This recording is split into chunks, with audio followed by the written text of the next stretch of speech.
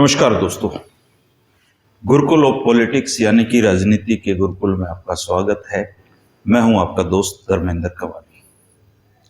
दोस्तों, आज हैं हमारे साथ सरदार मनोज सिंह धून। सरदार मनोज सिंह धून को मैं उस जमाने से जानता हूं जब ये यूनिस्ट मिशन का प्रचार प्रसार करते थे और चौधरी चुटराम के नाम की अलग हरियाणा में जगाते थे। इसके बाद इनकी जिंदगी में कई तरह के फेजिज आए जो आप सब लोगों को अमूमन पता है। आज मेरी इनसे मुलाकात हो रही है करीबन 4-5 साल बाद, और मुलाकात करने का मकसद ये है कि हरियाणा में सिखिज्म का जो प्रचार प्रसार तेज हो रहा है उसकी जो अगुवाई है वो मनोज सिंह धून कर रहे हैं। मनोज भाई, गुरुकुल ऑफ पॉलिटिक्स पे आपका स्वागत है। वाहिगुरु जी का खालसा, वाहिगुरु जी की फतेह जी। अच्छा मनोज भाई, ये जो हमारा इंटरव्यू आज होगा इसमें हम बहस नहीं करेंगे एक दूसरे से। बिल्कुल सही बात है जी। क्योंकि हमारा इंटरव्यू से पहले भी एक जान पहचान अच्छे दोस्त के तौर पे रही है और मैं बहस करने आया भी नहीं, मेरी आदत भी नहीं बहस की भाई साहब। ठीक है, तो किसी पॉइंट पे लगे कि बहस हो रही है तो हम दोनों ही उसमें नहीं, बिल्कुल सही रुकेंगे, क्योंकि हमारा जो मकसद है इस इंटरव्यू का वो मकसद ये है कि आपका जो मोटो है, आप जिस मकसद को लेके चल रहे हो उसके बारे में हमारे दर्शकों को जानकारी मिल जाए। हाँ जी। सबसे पहले तो मैं आपसे ये जानना चाहता हूँ कि आप एक बार अपना थोड़ा सा बैकग्राउंड, अपनी शिक्षा दीक्षा और आप कहाँ से हैं ये एक बार बताइए। देखिए, गांव मेरा जसिया है, रोहतक डिस्ट्रिक्ट में। तो फादर शहर में आ गए थे क्योंकि वो गवर्नमेंट जॉब में थे जी। तो मेरी पैदाइश जिस वजह से जो शिक्षा दीक्षा हुई वो रोहतक में ही हुई जी। और फिर शिक्षा भारती स्कूल है रोहतक में, वहाँ से 6ठी से लेकर 12वीं तक पढ़ाई की और फिर जो है लॉ में एडमिशन ले लिया। तो लॉ में 2000 से लेकर 2005 तक महर्षि दयानंद यूनिवर्सिटी जो मेन कैंपस है उसमें मैंने लॉ के मैं स्टूडेंट रहा। तो उसके बाद 2015 में हमने, हालांकि बीच में जाट रिजर्वेशन मूवमेंट में भी रहे जी, लेकिन फिर ये फील किया कि जो तजर्बा हुआ है और जो जितनी पढ़ाई की है उसके बेस के ऊपर कोई भी ऐसा संगठन नहीं है जो इंडिपेंडेंटली सर छोटूराम जी के विचारों को लेकर चले जो हम चल सकते थे। तो 2015 में जो है यूनियनिस्ट मिशन बनाया 9 जनवरी 2015 को। 9 जनवरी इसलिए कि सर छोटूराम जी की डेथ हुई थी 1945 में जी। तो जहां उनकी डेथ हुई है वहीं से हम लोग शुरू करें। तो वो जो विचार थे सर छोटूराम जी के, उन विचारों को हमने प्रोपगेट करना शुरू किया। उसके बाद फरवरी 2016 में गवर्नमेंट ने मुझे फॉल्सली इम्प्लीकेट किया 7 केसेस में, जिसमें कैप्टन अभिमन्यु जी का भी केस है, जिसमें यहाँ सर्किट हाउस रोहतक में उसको जलाने का भी केस है। तो वो मुझे फॉल्सली इम्प्लीकेट करके इन्होंने जेल में डाल दिया गवर्नमेंट ने। तो मैं 3 साल 9 महीने जेल में रहा। 3 साल 9 महीने जेल में रहा। उसके बाद जो है मेरा फिर ये सिक्खी का सफर शुरू होता है। इस पर मैं बात करूंगा। जिस मनोज धून को मैं जानता हूं वो मनोज धून एक मस्त मौला सा इंसान था जो अपने जवानी के जितने रंगीन दौर हैं वो सारे देखे मैंने। आप इंजॉय करते थे उन चीज़ों को, और आज जिस मनोज धून के पास बैठा हूँ उसमें दिन रात का अंतर है। ये एक टिका हुआ पानी की तरह से नजर आता है, शांत नजर आते हुआ। तो मुझे आप थोड़ा विस्तार से बताइए कि सिखिज्म में आने के बाद आपके जीवन में क्या परिवर्तन आया है। देखिए, सिखिज्म में आने के बाद जो है, जो आपने कहा कि भाई ठहराव, वो ठहराव आ ही जाता है हर एक आदमी के जीवन में, क्योंकि उसको मकसद मिल गया। अब फर्ज करें कि कोई हिंदू है, वो तो अलग अलग देवी देवताओं को मानेगा, लेकिन सिक्खी तो केवल एक अकाल पुरख की बात करती है। तो जहाँ स्पिरिचुअलिज्म है, क्योंकि स्पिरिचुअल एप्टीट्यूड भी एक एप्टीट्यूड है, स्पिरिचुअल क्यूशेंट भी एक क्यूशेंट है, जैसे इंटेलिजेंस क्यूशेंट होता है। तो वहाँ ज़्यादातर लोगों का, इंडिया में खासकर, जो स्पिरिचुअल क्यूशेंट है, जो उनको आत्मा की खुराक चाहिए, वो बिगड़ी हुई है। क्योंकि वो नानाविध देवी देवताओं को और मन माफिक वो भक्ति करते हैं। जबकि सिक्खी में क्या है कि यहाँ केवल एक अकाल पुरख है और श्री गुरु ग्रंथ साहिब जी हमारे गुरु हैं, उनके दिशा निर्देशों के अनुसार हम लोग काम करते हैं। तो माइंड जो है वो स्ट्रीमलाइन रहता है, पता रहता है कि भाई हमको क्या करना है क्या नहीं करना। तो जिसकी वजह से एक तो ये बदलाव आता ही आता है हर एक आदमी के जीवन में जो सिक्खी से जुड़ता है कि उसका स्पिरिचुअल पक्ष जो है वो मजबूत हो जाता है जी। और आज हम लोग देखेंगे ना, आज इस पूरी दुनिया की जो सबसे बड़ी समस्या है वो डिप्रेशन सबसे बड़ी समस्या है। अवसाद जो है वो एक ग्लोबल बीमारी बन चुकी है ग्लोबलाइजेशन के दौर में। तो आदमी की जो ज्ञान है ना वो तो बढ़ गया है, हर एक आदमी ज्ञान का पक्ष तो बहुत स्ट्रांग हो गया है, इंफॉर्मेशन बहुत है लोगों के पास। लेकिन जहाँ तक बात है माइंड कंट्रोल करने की, जहाँ तक बात है मन को नियंत्रित करने की, वो कहीं किसी किताब में हमें नहीं पढ़ाया जाता। वो एजुकेशन गुरुद्वारे में दी जाती है, वो डिसिप्लिन गुरुद्वारे का डिसिप्लिन है। तो आदमी जो है वो कितना ही अवसादग्रस्त हो, वो अगर सिक्खी से जुड़ जाएगा तो वो डिप्रेशन से बहुत मायने में बाहर आ जाएगा। तो ये तो है व्यक्तिगत पक्ष जो है सिक्खी से जुड़ने के बाद। दूसरा है जी सामाजिक पक्ष। सामाजिक पक्ष में मैं ये मानता हूँ कि सिक्खी का जो सपोर्ट सिस्टम है वो पूरे इंडिया में सबसे मजबूत सिक्खी का सपोर्ट सिस्टम है। जैसे मैं रोहतक में 3 साल 9 महीने जेल में रहा। जाटों ने खूब रिजर्वेशन के लिए मूवमेंट चलाई, हमारे गांव में भी, जसिया गांव में भी एक बड़ा मूवमेंट चला, 40 दिन तक लोग बैठे रहे। लेकिन उसके बाद भी जो हम लोग रोहतक में थे जेलों में, वो पूरी मूवमेंट होने के बाद भी 1 रुपए की मदद जो है वो पूरी कम्युनिटी हमको जेल में नहीं पहुंचा पाई, जिसका मैं गवाह हूँ, जिसके और भी रोहतक में गवाह हैं। लेकिन सिक्खी में ऐसा नहीं है। सिक्खी का जो सपोर्ट सिस्टम है वो बहुत मजबूत सिक्खी का सपोर्ट सिस्टम है। तो सिक्खी का एक तो सपोर्ट सिस्टम है। तीसरा, सिक्खी में आने के बाद है ना एक रिस्पेक्ट होती है। आप जो है सिक्खी में आने के बाद चूंकि आपका किरदार बढ़ जाता है, आप एक इतिहास से जुड़ जाते हो और वो एक ऐसा धर्म है जिसमें एक दूसरे की रिस्पेक्ट करते हैं लोग।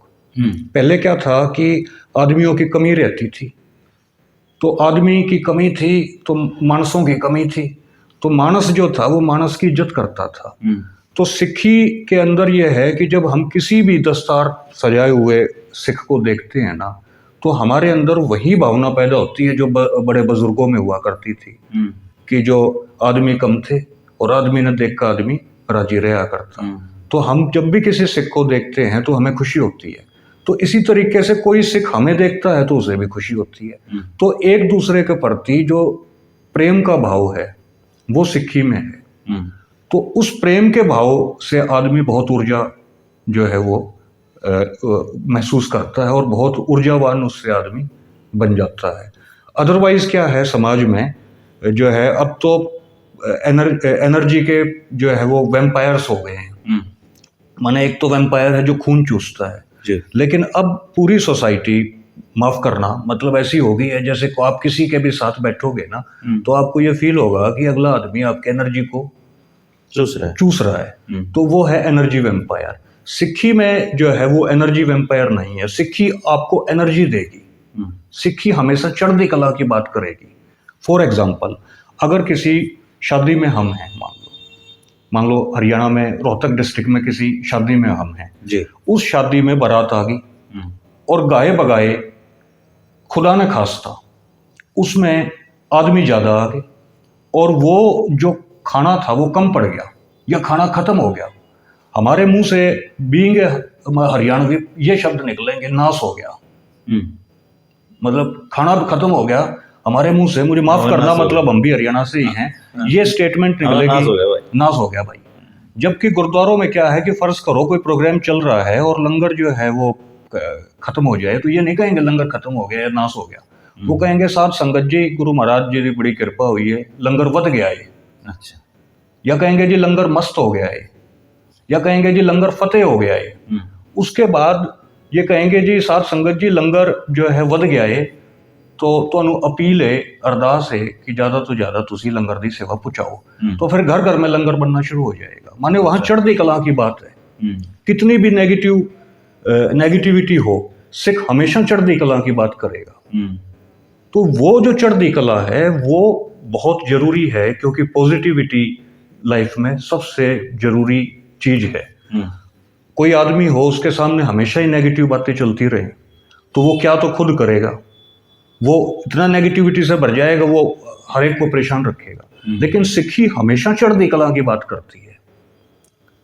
तो इस वजह से सिक्खी में आने के बाद तो भाई साहब चढ़ती कला ही है, महाराज जी की कृपा से जो है। हाँ जी मनोज भाई, कोई भी आदमी एक धर्म जब अपनाता है तो उसके अंदर है ना कुछ कॉन्सेप्ट क्लियर होते हैं। नहीं तो मैं जहां पैदा हुआ, जिस धर्म का पालन कर रहा हूँ, मुझे बदलने की जरूरत क्यों महसूस होगी उसको? तो आपको सिखिज्म में जाने की जरूरत क्यों महसूस हुई? कुछ तो सोचा होगा, मतलब आपने बहुत घंटों सोचा होगा, सालों सोचा होगा, एक दिन का तो फैसला नहीं रहा होगा आपका। ये क्या मन में चल रहा था? आपने क्यों ये फैसला लिया कि मैं सिखिज्म में ही जाऊं? आपके पास ऑप्शन बहुत सारे थे भारत में ना, धर्म के लेके ऑप्शन बहुत हैं। आप ईसाई बन सकते थे, आप बौद्ध बन सकते थे, आप जैन बन सकते थे, आप मुस्लिम बन सकते थे। आपने सिखिज्म को क्यों चुना? देखिए, हर एक धर्म जो है, आपने सभी धर्मों की चर्चा की, तो हमें ये देखना होगा कि हमारी संस्कृति के नज़दीक कौन सा धर्म है। अच्छा, हमें हमारी लोकेलिटी से निकला हुआ धर्म कौन सा है। अब जैसे महामना गौतम बुद्ध ने कहा कि उसकी मत मानो जिसे समाज कहता है, उसे मत मानो जिसे परंपरा कहती है, उसे मत मानो जिसे किताब कहती है, उसे मत मानो जिसे मैं कहता हूँ, उसे मानो जिसे तुम्हारा दिमाग कहता है। अब मेरे जो दादाजी थे भाई साहब, उन्होंने मुझे कहा कि बेटा तू ये वकालत की पढ़ाई कितने साल में करेगा? तो मैंने कहा दादाजी वकालत की पढ़ाई 5 साल की है, इंटीग्रेटेड कोर्स था मेरा प्लस टू के बाद। तो मैं कहा वकालत की पढ़ाई 5 साल की है तो मैं 5 साल में कर लूँगा।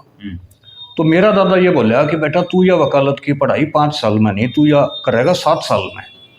तो मैंने कहा जी 7 साल में क्यों? बोला बेटा तेरा बाबू ये तो पढ़िया है, माने तेरे फादर ही तो हैं जो जिसने हमारी मतलब कि उसमें परिवार में पढ़ाई की है, तो तेरा बाबू ये तो पढ़िया है बेटा, जाटा का दिमाग सहज सहज खुल जाएगा।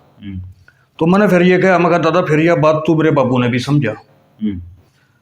तो कहने का मतलब ये है कि महात्मा बुद्ध ने कहा कि उसे मत मानो जिसे परंपरा कहती है, उसे मत मानो जिसे समाज कहता है, उसे मत मानो जिसे किताब कहती है, उसे मत मानो जिसे मैं कहता हूँ, उसे मानो जिसे तुम्हारा दिमाग कहता है। और मेरा दादा ये कह रहा है बेटा जाटा का दिमाग से खुल जाएगा।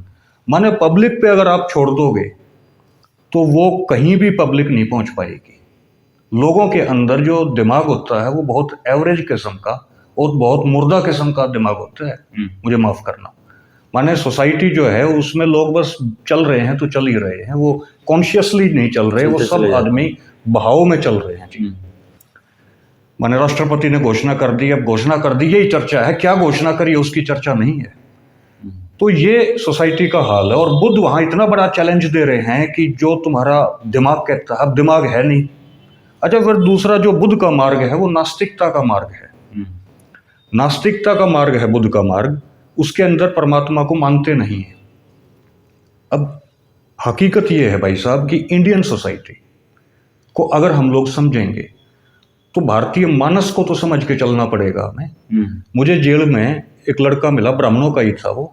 उसने कहा मनोज भाई आप कैसी बात करते हो, आप जो है कैसी बात करते हो, मक्का मदीना में शिव जी को मुसलमानों ने बंधक बना रखा है और वो उसको रोज पीटते हैं, और कोई अगर हिंदू वहां गंगा जल चढ़ा दे तो वो शिव जी मुक्त हो जाएंगे। ऐसा एक लाखों वीडियो बने हुए हैं जी। तो वहां मेरा माथा ठनका।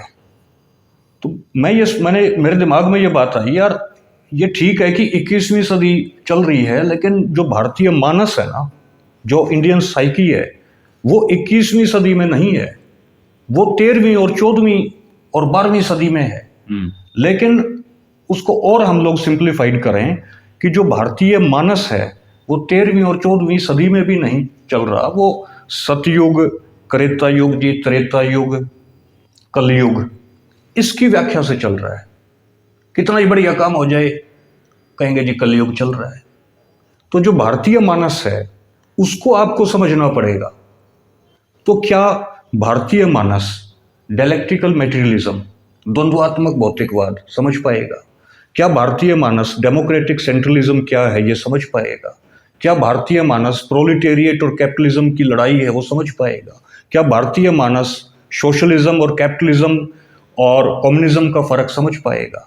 क्या भारतीय मानस ये सारी चीजें समझ पाएगा? भारतीय मानस ये नहीं समझेगा।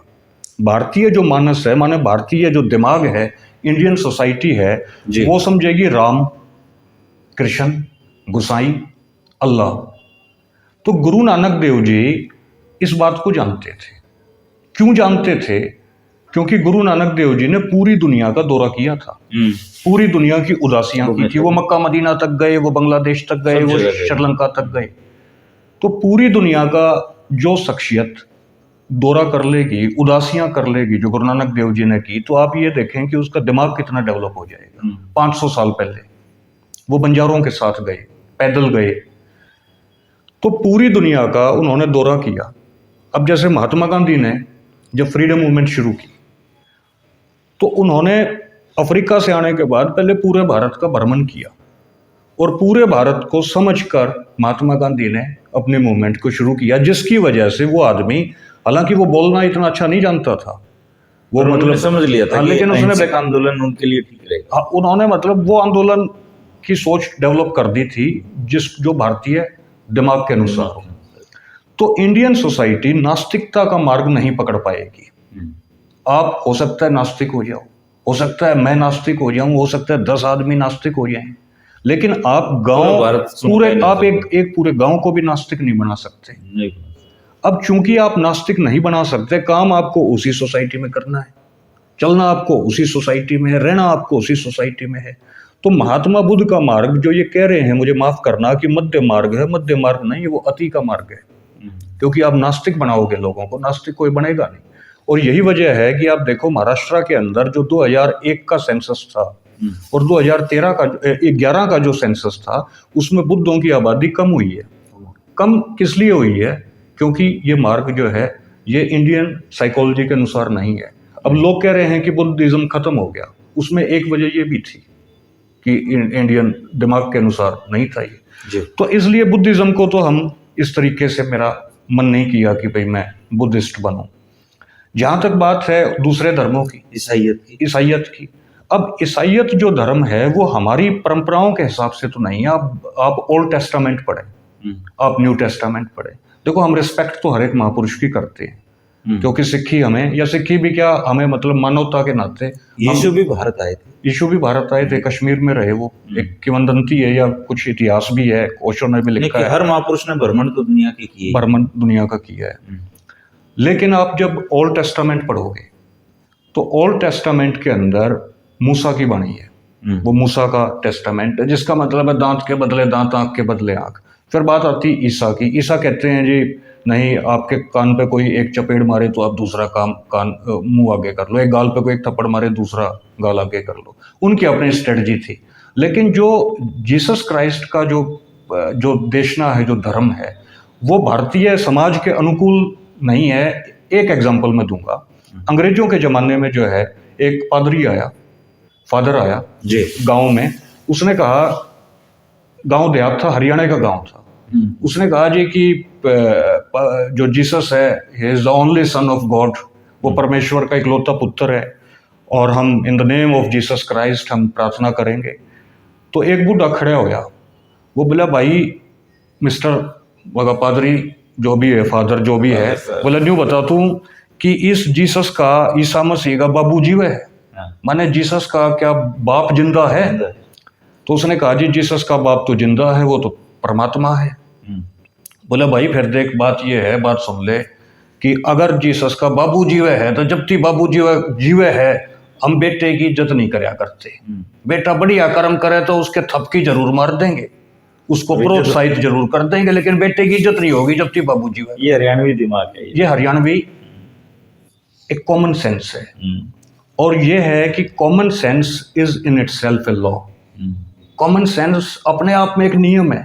तो कॉमन सेंस अपने आप में एक नियम है, जिसके आगे नया नियम भी फेल और पुराना नियम भी फेल है, जिसके आगे ओल्ड टेस्टामेंट भी फेल है, न्यू टेस्टामेंट भी फेल है। किसके आगे? कॉमन सेंस के आगे। Common sense is not a common thing.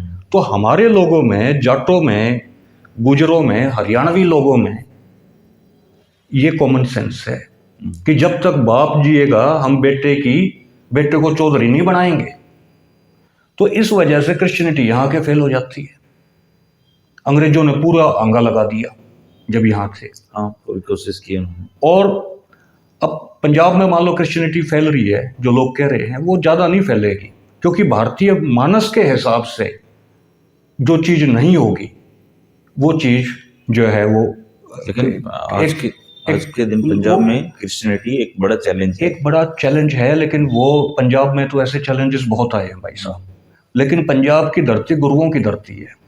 यहाँ जो है ऐसे बहुत पंथ आएंगे, ऐसे बहुत चैलेंजेस आएंगे, लेकिन ये धरती देखो, एक धरती है, उसके अंदर जब उगी कैक्टस सकता है तो फिर दूसरा पौधा कैसे उगेगा? एक धरती है जिसमें उगे गुलाब सकता है, जिसमें उगे ही गेहूं सकता है, तो दूसरा कैसे उगेगा? अब जबरदस्ती कोई उगाने की कोशिश करेगा, हुआ बनाएगा, प्रोपगेंडा करेगा, ज्यादा दिन वो प्रोपगेंडा नहीं चलेगा। तो इस वजह से क्रिश्चियनिटी को भी मेरा मन नहीं किया भाई क्रिश्चियनिटी को हम लोग ज्वाइन करें। अब बात आती है इस्लाम की। इस्लाम एक अच्छा धर्म है, उसमें कोई दो राय नहीं है। देखो जी, उसमें तौहीद की बातें, एक अल्लाह की बात है, और सिक्खी में भी एक अल्लाह कोई मानते हैं। लेकिन जो एक तो इस्लाम को इंडियन सोसाइटी में मतलब बदनाम बहुत कर दिया गया है। आप इस्लाम को अख्तियार कर लो तो लोग आपके समर्थक कम, विरोधी ज़्यादा हो जाएंगे। मतलब जो पॉलिसी है इंडियन फासिज्म की, उसने इस्लाम को बदनाम बहुत कर दिया। अच्छा, दूसरा फिर मेरा जो नेचुरल इंस्टिंक्ट था वो मेरा सिक्खी की तरफ था। उसकी वजह यह है कि सिक्खी हमारी परंपरा से निकला हुआ धर्म है। अब जब मैं जैसे जेल में था तो मैंने देखा कि मेरे फादर भी सिंह हैं, सूबे सिंह, मेरे दादाजी भी इंदर सिंह, सब सिंह, हम भी सारे सिंह हैं। हूँ। आप भी धर्मेंद्र सिंह हो। मेरे पिताजी महेंद्र सिंह हैं। आपके बुआ में भी कौर मिलेगा, कोई दादी में भी कौर मिलेगा। वो प्रदीप कौर है। प्रदीप कौर है जी। पर हम सिखिज्म अपनाया नहीं, मतलब हम सिखिज्म में नहीं है, पर नाम मिलते जुलते हैं। तो धर्मेंद्र कुमार हम कैसे हो गए जी? फिर मनोज कुमार में कैसे हो गया? तो होना तो चाहिए मुझे सिंह, क्योंकि जब बाप सिंह है, परदादा सिंह है, दादा सिंह है, बुआ कौर है, तो फिर मैं अकेला मनोज कुमार कैसे हो गया? वो तो फिर बिगड़ गई ना प्रणाली। उस प्रणाली में आना पड़ेगा, उस प्रणाली में आना पड़ेगा। तो मैंने फिर ये अरदास की कि हे महाराज जी, देखो मैं समझ चुका हूँ और आप मेरे को अपनी शरण में लो।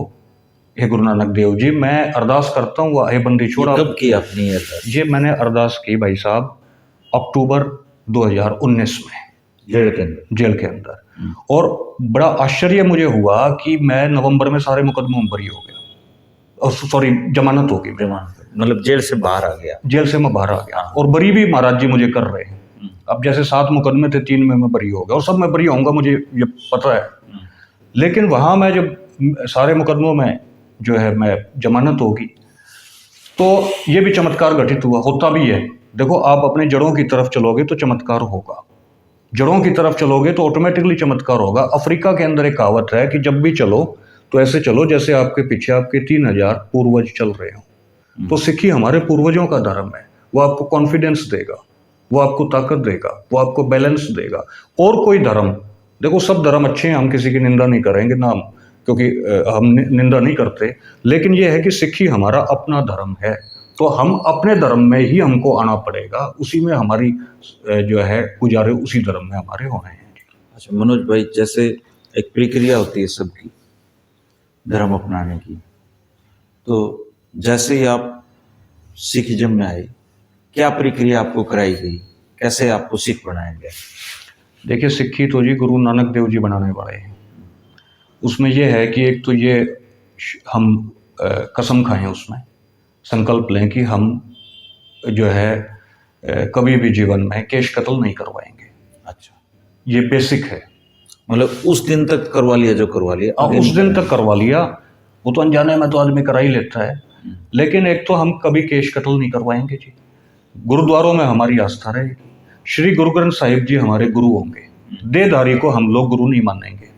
तो ये धारणा है। तो जिस दिन कोई आदमी इस धारणा के ऊपर आ जाएगा वो सिक्खी में एंटर कर जाएगा, वो सिख हो जाएगा जी। ठीक है। और जब आप अमृतसर गए सिख धर्म अपनाने, वहां पे आपके साथ क्या प्रक्रिया अपनाएगी खालसा बनाने के लिए आपको? देखिए, खालसा बनाने के लिए तो प्रक्रिया ये है कि वहाँ अमृत छकाया जाता है जी। तो उसमें अमृत जो है वो बाटे में सभी अमृत उसमें छकते हैं। वो एक जात पात का भी उसमें तोड़ा जाता है। अच्छा। कि भाई एक ही शफ में खड़े हो गए महमूद हो आज, न कोई बंदा रहा न कोई बंदा नवाज।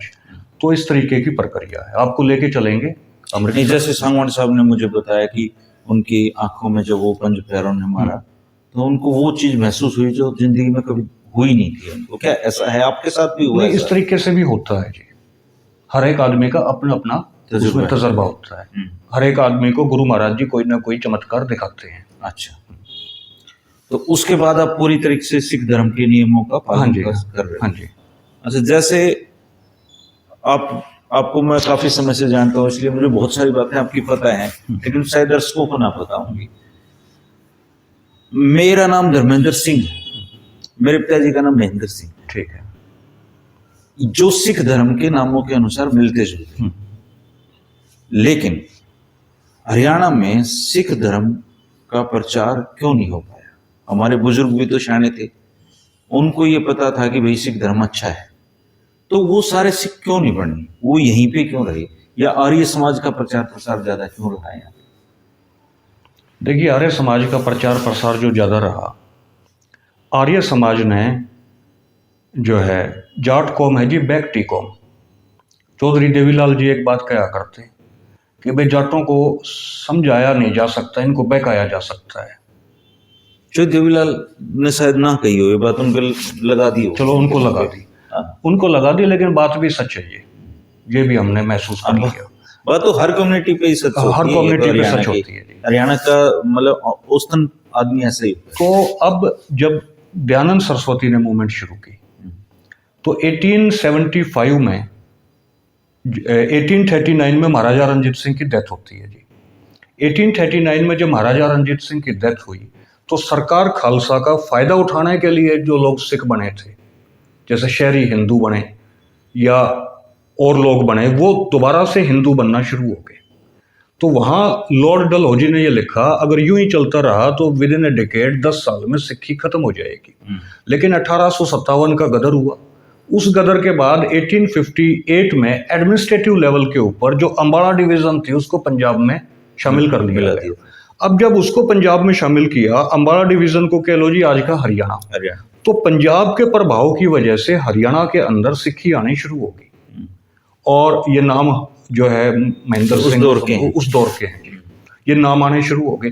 कड़ा भी आना शुरू हो गया, बच्चे को भी हम कड़ा मतलब पहनाते हैं। वो अलग बात है कि स्कूलों में जो टीचर हैं वो जाने अनजाने में इन कड़ों को उतरवा लेते हैं। कई बच्चा कड़ा है, कड़ा आपके पास भी है जी, बचपन से ही हम पहनाते हैं जी कड़ा। तो वो सिक्खी जो है वो हमारे इलाके में आनी शुरू होगी। तब ये चिंता हुई विपर वर्ग को, अपर कास्ट हिंदू को, प्रीस्ट क्लास को, कि भाई किसी तरीके से सिक्खी को रोका जाए। तो वहां आर्य समाज की एक भूमिका आती है सिक्खी को रोकने के लिए। देखो, आर्य समाज ने, दयानंद सरस्वती जी ने कहा कि सत्यार्थ प्रकाश में लिखवाया, 1875 में सत्यार्थ प्रकाश आई कि आर्य समाजी सन्यासी न मूंछ रखेगा, न दाढ़ी रखेगा, न केश रखेगा। और आप देखेंगे दयानंद का भी फोटो, ऋषि दयानंद का भी फोटो, क्यों मूंछ नहीं है, दाढ़ी नहीं है जी, केश नहीं है। फिर उन्होंने कहा जी पंच कंकार को काउंटर करने के लिए वो पंच महायज्ञ लेके आए। उसके बाद बोले सो निहाल सत श्री अकाल की जगह वो एक और उन्होंने बोले सो अभय वैदिक धर्म की जय, माने पैटर्न सिक्खी को कदम दर कदम रोकने का पैटर्न उन्होंने बनाया। उसमें वो सफल भी रहे। उसमें वो सफल रहे। उसमें सफल रहने की वजह ये रही कि उन्होंने जाट को जाट जी कहा। सिक्खी में इस तरीके से नहीं है कि आप किसी कास्ट को जो है वो अपीज करो या कास्ट का कार्ड खेलो, क्योंकि सिक्खी जो है वो सभी को रिस्पेक्ट देती है, लेकिन किसी को ऊंचा नीचा नहीं बनाती। दयानंद सरस्वती जी ने वैसे बात की कि हम जाति को नहीं मानते जी, हम वर्ण व्यवस्था को मानते हैं, लेकिन उन्होंने जाट को जाट जी कहा, जाट को एक नव क्षत्रिय बना दिया। तो वहाँ जाट जो है उसको लगा कि आज तक तो जो ब्राह्मण हमें शूद्र कह रहा था, हमें चचनामा में चंडाल लिखा गया, हमें और धर्म ग्रंथों में जो है जैसे भविष्य पुराण में मैं पढ़ रहा था उसमें भी बड़े डेरोगेटरी वर्ड्स हैं जाटों के लिए। तो वहाँ जाटों को लगा कि ये जो देवता है दयानंद सरस्वती है, ये बहुत बड़ी आदमी है, जाटों को जाट जी कह रहा है, अदरवाइज तो हम पंडित जी लाला जी कहते आए थे। और वो जाट जो है वो उसकी तरफ बढ़ गए, माने जहाँ हमारे गले में कृपान होनी चाहिए थी वहाँ हमारे गले में जनेऊ आ गया। और उसके बाद आप देखेंगे कि फिर प्रचार हुआ आर्य समाज का। दयानंद सरस्वती ने भी एक तरीके से मूर्ति पूजा का खंडन किया। जाट जो है वो मूर्ति पूजा वैसे करते भी नहीं थे, वो तो दो ईंट ज्यादा सा सरोकार नहीं था। ज्यादा सा सरोकार नहीं पूजा था। पाठ में मैंने देखा है, मतलब हवन के नाम पे मेरी दादी जांडी की लकड़ी में 2 चम्मच घी गिर दिया करती थी। जितना मतलब जितने भी बालक बुड़क हुए ये सब दादी ने एक बार काट दिए। तो था नहीं इतना मूर्ति पूजा का, पहले नहीं था। लेकिन आप एक चीज और देखेंगे धर्मेंद्र भाई, आप अपने लेवल पे इस चीज का सर्वे करना कि जहां जहां आर्य समाज था तीसरी पीढ़ी में, उसी इलाके में सबसे ज्यादा कावड़िए आ गए।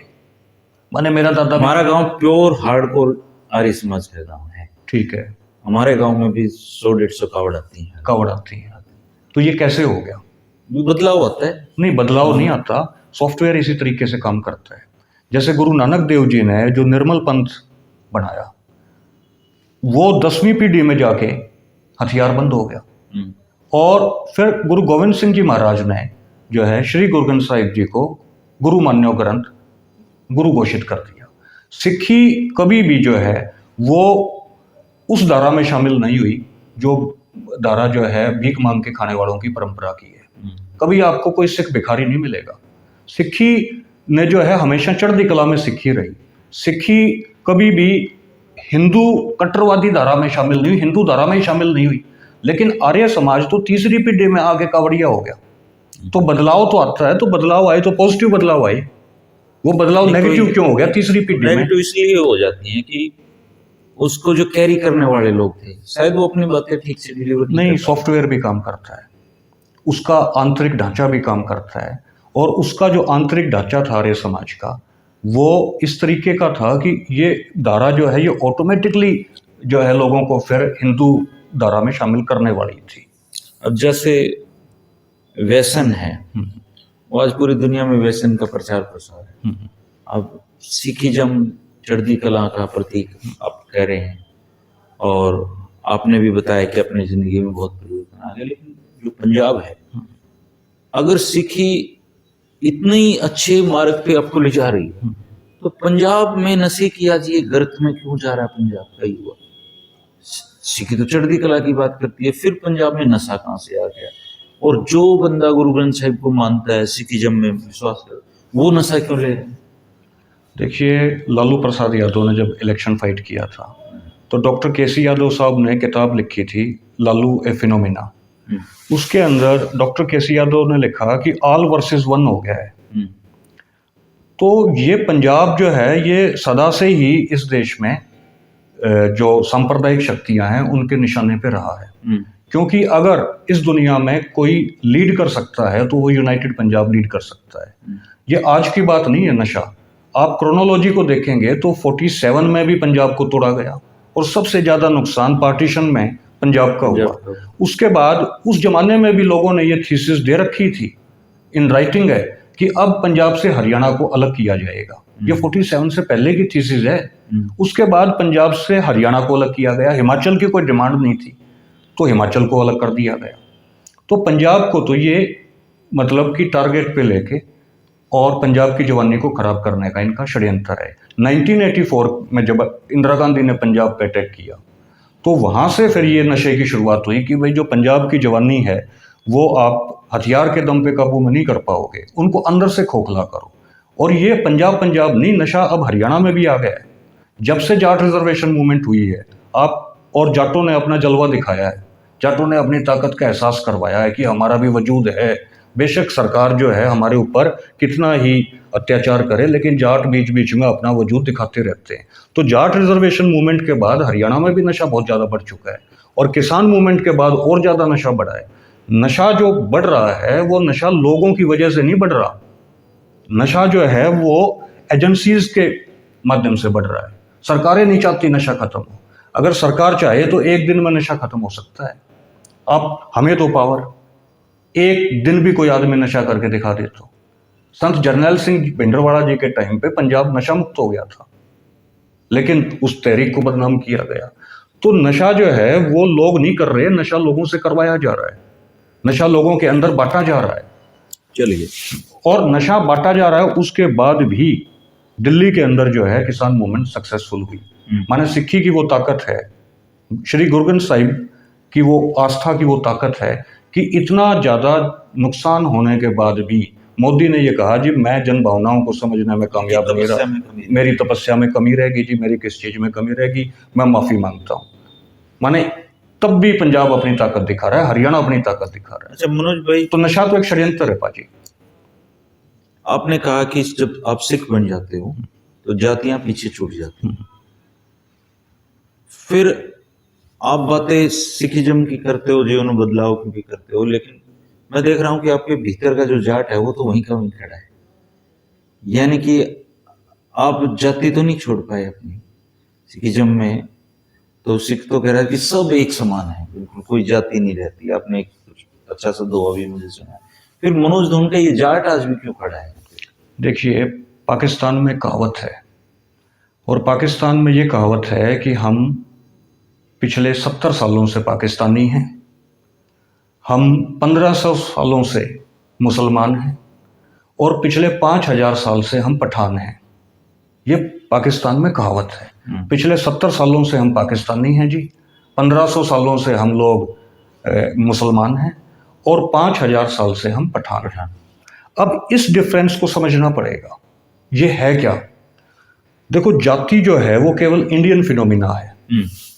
आप देखेंगे अफगानिस्तान में जाति नहीं है, आप देखेंगे अफगानिस्तान से आगे ईरान में जाति नहीं है, मध्य एशिया में जाति नहीं है। तो केवल इंडिया में जाति कहाँ से पैदा होगी? वहाँ है ट्राइब्स, कज़ाक है, तुर्क हैं, अलग अलग ट्राइब्स हैं पूरी दुनिया के अंदर। तो जब पूरी दुनिया के अंदर आप राइट चले जाओ, लेफ्ट चले जाओ, ऊपर चले जाओ, नीचे चले जाओ, जब आपको केवल ट्राइब्स नजर आ रही हैं, तो क्या वजह है कि उत्तर भारत में जाति होगी या भारत में जाति होगी? कोई ना कोई तो षड्यंत्र है कि पूरे वर्ल्ड के अंदर जाति नहीं है, इंडिया में केवल जाति कैसे है? तो ये बेसिकली जाति नहीं है। वीटी राजशेखर ने, जो एक दलित थिंकर हैं और जो दलित वॉइस, उन्होंने एक मैगजीन निकाली थी जो 25 साल चली, और 25 के 25 साल के एडिशन मेरे पास हैं। तो उन्होंने, जब मैंने 2006 में किताब लिखी थी जाट दलित एकता का घोषणा पत्र, तब उस किताब को मैंने उनको दिया था दिल्ली गांधी शांति प्रतिष्ठान में। उन्होंने मुझे किताब दी थी, उन्होंने मुझे 2 किताबें दी। एक तो protocols of the elders of the Zions, जो किताब कुवैत में पब्लिश्ड हुई थी, और दूसरी किताब उन्होंने दी caste a nation within the nation. वो जो caste a nation within the nation किताब है, वो ये कहती है कि ये जिन्हें आप जाति कह रहे हो, ये मूलतः बेसिकली ये कबीले हैं, लेकिन इन कबीलों के साथ जब हिंदुत्व जुड़ता है तो ये कबीले जाति में तब्दील हो जाते हैं। और अगर हम लोग पुराने सेंसस देखें ब्रिटिश टाइम के, तो वहाँ इन जाट को उन्होंने ट्राइब लिखा है, चमार को भी ट्राइब लिखा है, गुज्जर को भी ट्राइब लिखा है, सैनी को भी ट्राइब लिखा है। जितने पंजाब के सेंसस हैं उनमें हमको ट्राइब लिखा गया। लेकिन हमारे साथ जब हिंदुत्व जुड़ा तो वही ट्राइब जाति में तब्दील होगी। तो अब लोगों को लगा कि भाई जाति जो है उसको खत्म करो, जबकि बेसिकली ये ट्राइब है, और हर ट्राइब का अपना ट्राइबल कल्चर होता है। इवन यूएनओ का भी संविधान, यूएनओ का भी चार्टर ये कहता है कि हर एक ट्राइब को अपने ट्राइबल इंस्टिंक्ट की, अपने ट्राइबल कल्चर की रक्षा करने का अधिकार है, उसको प्रोटेक्शन देने का अधिकार है। ये तो यूएनओ का चार्टर कह रहा है। इंडियन कॉन्स्टिट्यूशन भी जो शेड्यूल ट्राइब्स का जो मसला है, वहां पर ये कह रहा है भाई हर एक ट्राइब को। और आप देखेंगे ना, कई स्टेट्स ऐसे हैं जहाँ ट्राइबल एरिया में केवल ट्राइबल ही खड़ा होगा इलेक्शन में। राजस्थान का भी जो गुजरात से सटा हुआ इलाका है, तो हम हैं बेसिकली ट्राइब, लेकिन हमको षड्यंत्र के तहत जाति में तब्दील कर दिया गया। सिक्खी जो है वो ट्राइबल कल्चर के खिलाफ नहीं है, जो मेरी स्टडी है। सिक्खी ट्राइबल कल्चर को का अम्ब्रेला है। जैसे मेरे और आपके जो दादाजी थे वो पगड़ी बांधते थे, वो खंडका बांधते थे जी। और जो मेरे और आपके दादाजी जो खंडका बांधते थे, वो खंडका मेरे दादाजी से मैंने पूछा, मैं कहा दादा तने कभी सर छोटू राम को सुना? तो मेरे दादाजी ने कहा कि बेटा एक बार रोहतक में आया था छोटू राम, तब मैं उस जलसे में गया था और मैंने वो सुना था। तो मैं कहा दादाजी फिर क्या सर छोटू राम जी का मैसेज था, उनकी क्या मतलब की तकरीर थी, उसमें क्या उन्होंने बात कही? तो उन्होंने कहा भाई सर छोटू राम ने भी और खिजर हयात खां टिवाणा ने भी, जो पंजाब का प्रधानमंत्री था, अब हम कह देते मुख्यमंत्री, उस टाइम प्रोविंशियल ऑटोनॉमी थी तो प्रीमियर बोलते थे, हिंदी में प्रधानमंत्री बोलते थे। तो मेरे दादाजी ये कहते थे कि भाई खिजर साहब ने और सर छोटू राम ने एक ही बात कही कि भाइयों नंगे सिर मत रहा करो, नंगे सिर रहोगे तो तुम्हारी कौम में कमजोरी आएगी। तो वो हमारा ट्राइबल कल्चर है, और वो केवल हमारा ट्राइबल कल्चर नहीं है, पूरे अक्रॉस द ग्लोब, पूरे दुनिया के अंदर जितनी ट्राइब्स हैं, कोई ट्राइब नंगे सिर नहीं रहती। चाहे आप मध्य एशिया में निकल जाओ, चाहे आप जो है कहीं चले जाओ, बिहार तक चले जाओ। मैं कल रांची में था, मैं परसों भी रांची में था, वहां भी जितने भी ट्राइब्स हैं उनके जो बुजुर्ग थे वो सब पगड़ी बांधते थे, नंगे सिर कोई नहीं था। अब इस पगड़ी को रिकग्नाइज किसने किया? इस हमारे ट्राइबल कल्चर को रिकग्निशन किसने दी? इस ट्राइबल कल्चर को रिकग्निशन सिक्खी ने दी कि भाई सिक्खी में पगड़ी जो है वो मैंडेटरी होगी, वो अनिवार्य होगी, वो सिक्खी में पगड़ी जो है वो धर्म का हिस्सा होगी। मेरे और आपके पूर्वज जो है वो मूछ दाढ़ी रखते थे। आप इवन जितने देवता देख लो, अब तो जो देवता है वो क्लीन शेव्ड इन्होंने कर दिए, लेकिन आप शिव जी को देख लो, ब्रह्मा को देख लो, जितने देवी देवता हैं, जितने ऋषि मुनि हैं, उनको देख लो, मूछ दाढ़ी वाले मिलेंगे। और वो तो केवल देवी देवता हैं, यहाँ तक कि जो हमारे जो बुजुर्ग थे वो भी मूछ दाढ़ी रखते थे। जैसे आप चौधरी भूपेंद्र सिंह हुड्डा के फादर को देख लो, उनके दादाजी को देखो, सॉरी चौधरी माथुराम जी को, उनके शक्ल में और किसी सिख की शक्ल में कोई फर्क ही नहीं है, वो मूछ दाढ़ी रखते थे। तो मूछ दाढ़ी भी हमारा ट्राइबल कल्चर था।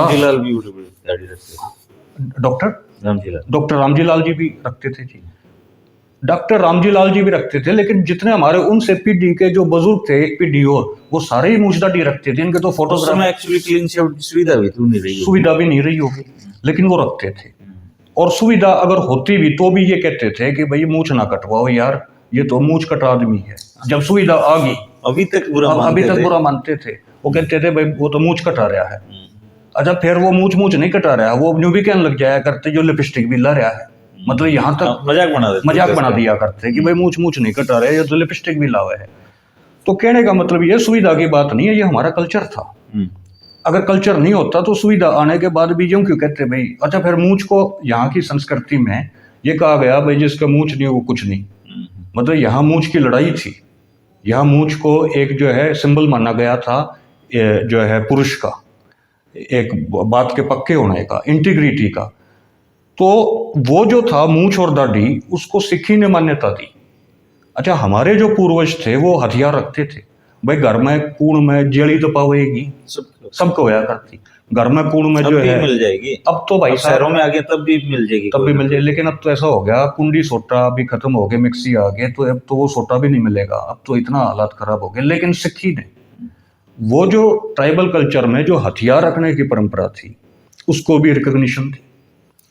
तो जो ट्राइबल कल्चर है सिक्खी उसके अगेंस्ट नहीं है, लेकिन होता क्या है कि फर्ज करो एक जाट है, एक गुज्जर है, एक सैनी है, एक कंबोज है, एक तरखान है, एक चमियार है, एक वाल्मीकि है, एक जो है वो मतलब कि दुनिया की इंडिया की जितनी ट्राइब्स हैं, अगर उन ट्राइब्स को लेके अगर हम लोग एक संगठन बनाएं, उन सारे कबीलों को लेके एक संगठन बनाएं, उन सारे कबीलों को लेके एक प्लेटफॉर्म पर हम लेके आए, तो हर एक कबीले को अपनी कुछ ना कुछ तो कबीलाई परंपरा को छोड़ना पड़ेगा।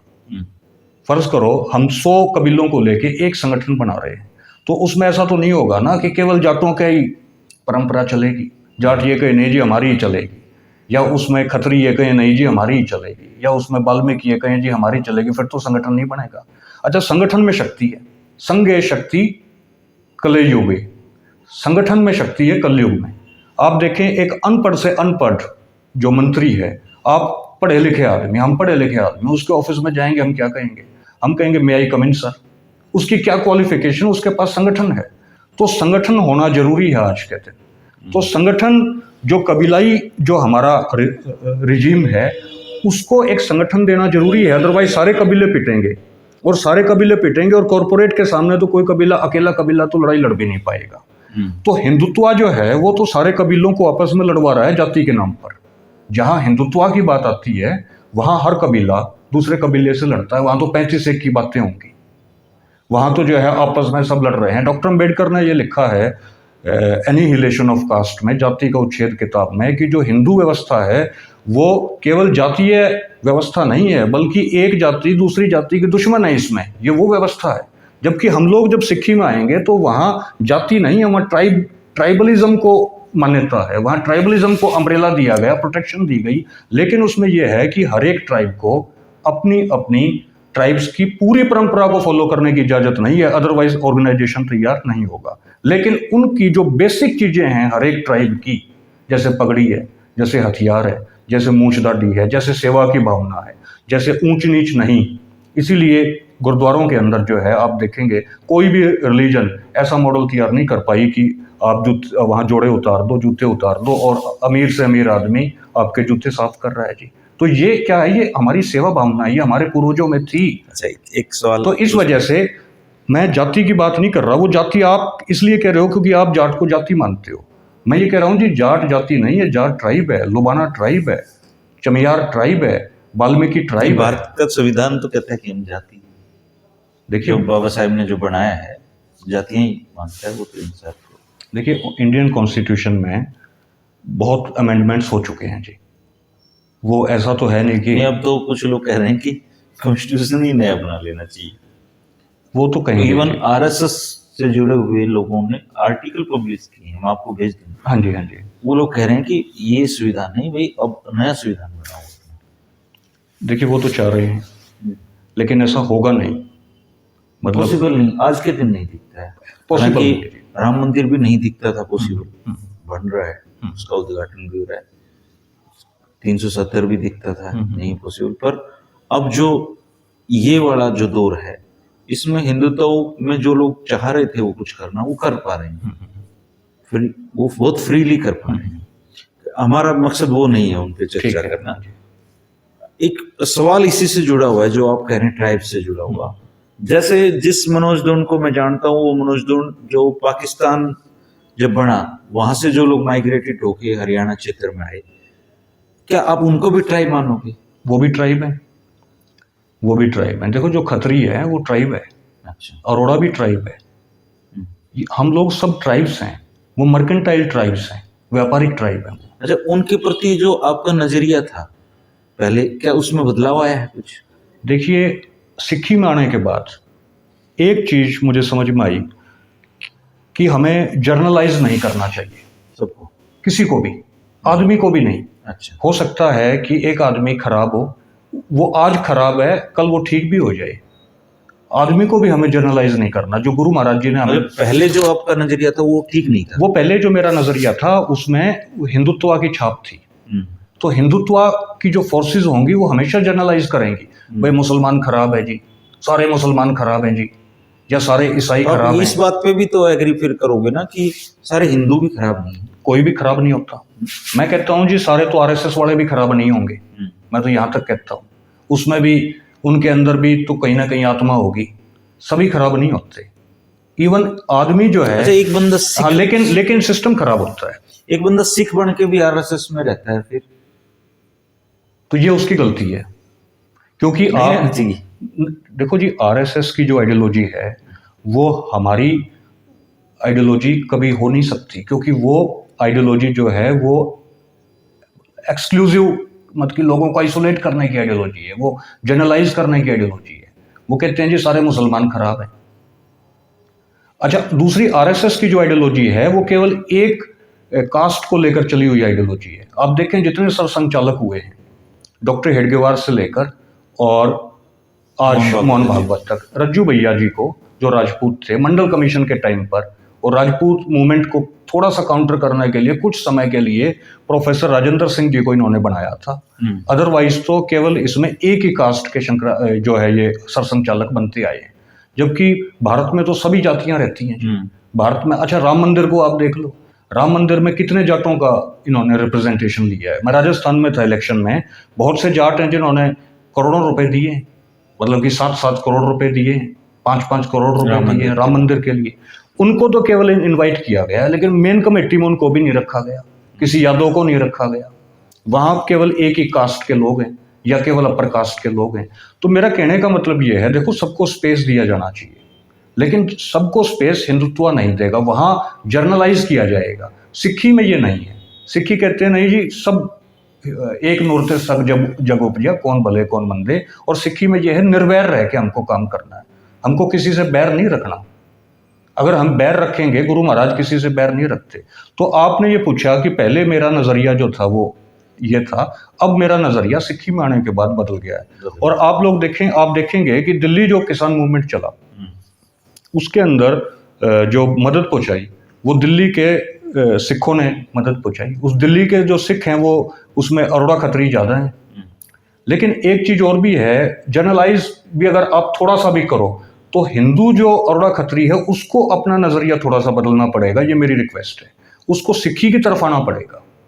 उसको आपका तो बस चले तो इस पूरे इंटरव्यू के बाद मुझे भी सिख बना दोगे? नहीं, मैं नहीं बनाने वाला भाई साहब। देखो ये गुरु महाराज जी बनाएंगे, वो ये बनाएंगे। एक्चुअली आप तो इसको एक मिशन के तौर पे लेकर चल रहे हो ना, तो आपका जो पूरा फोकस है, सोशल मीडिया पे भी मैं आपको देखता हूँ, आपका पूरा फोकस ये है कि हरियाणा के जाट युवाओं को ज्यादा से ज्यादा सिख धर्म की तरफ आप लेके जाओ। देखो जाट नहीं, सभी को आना चाहिए।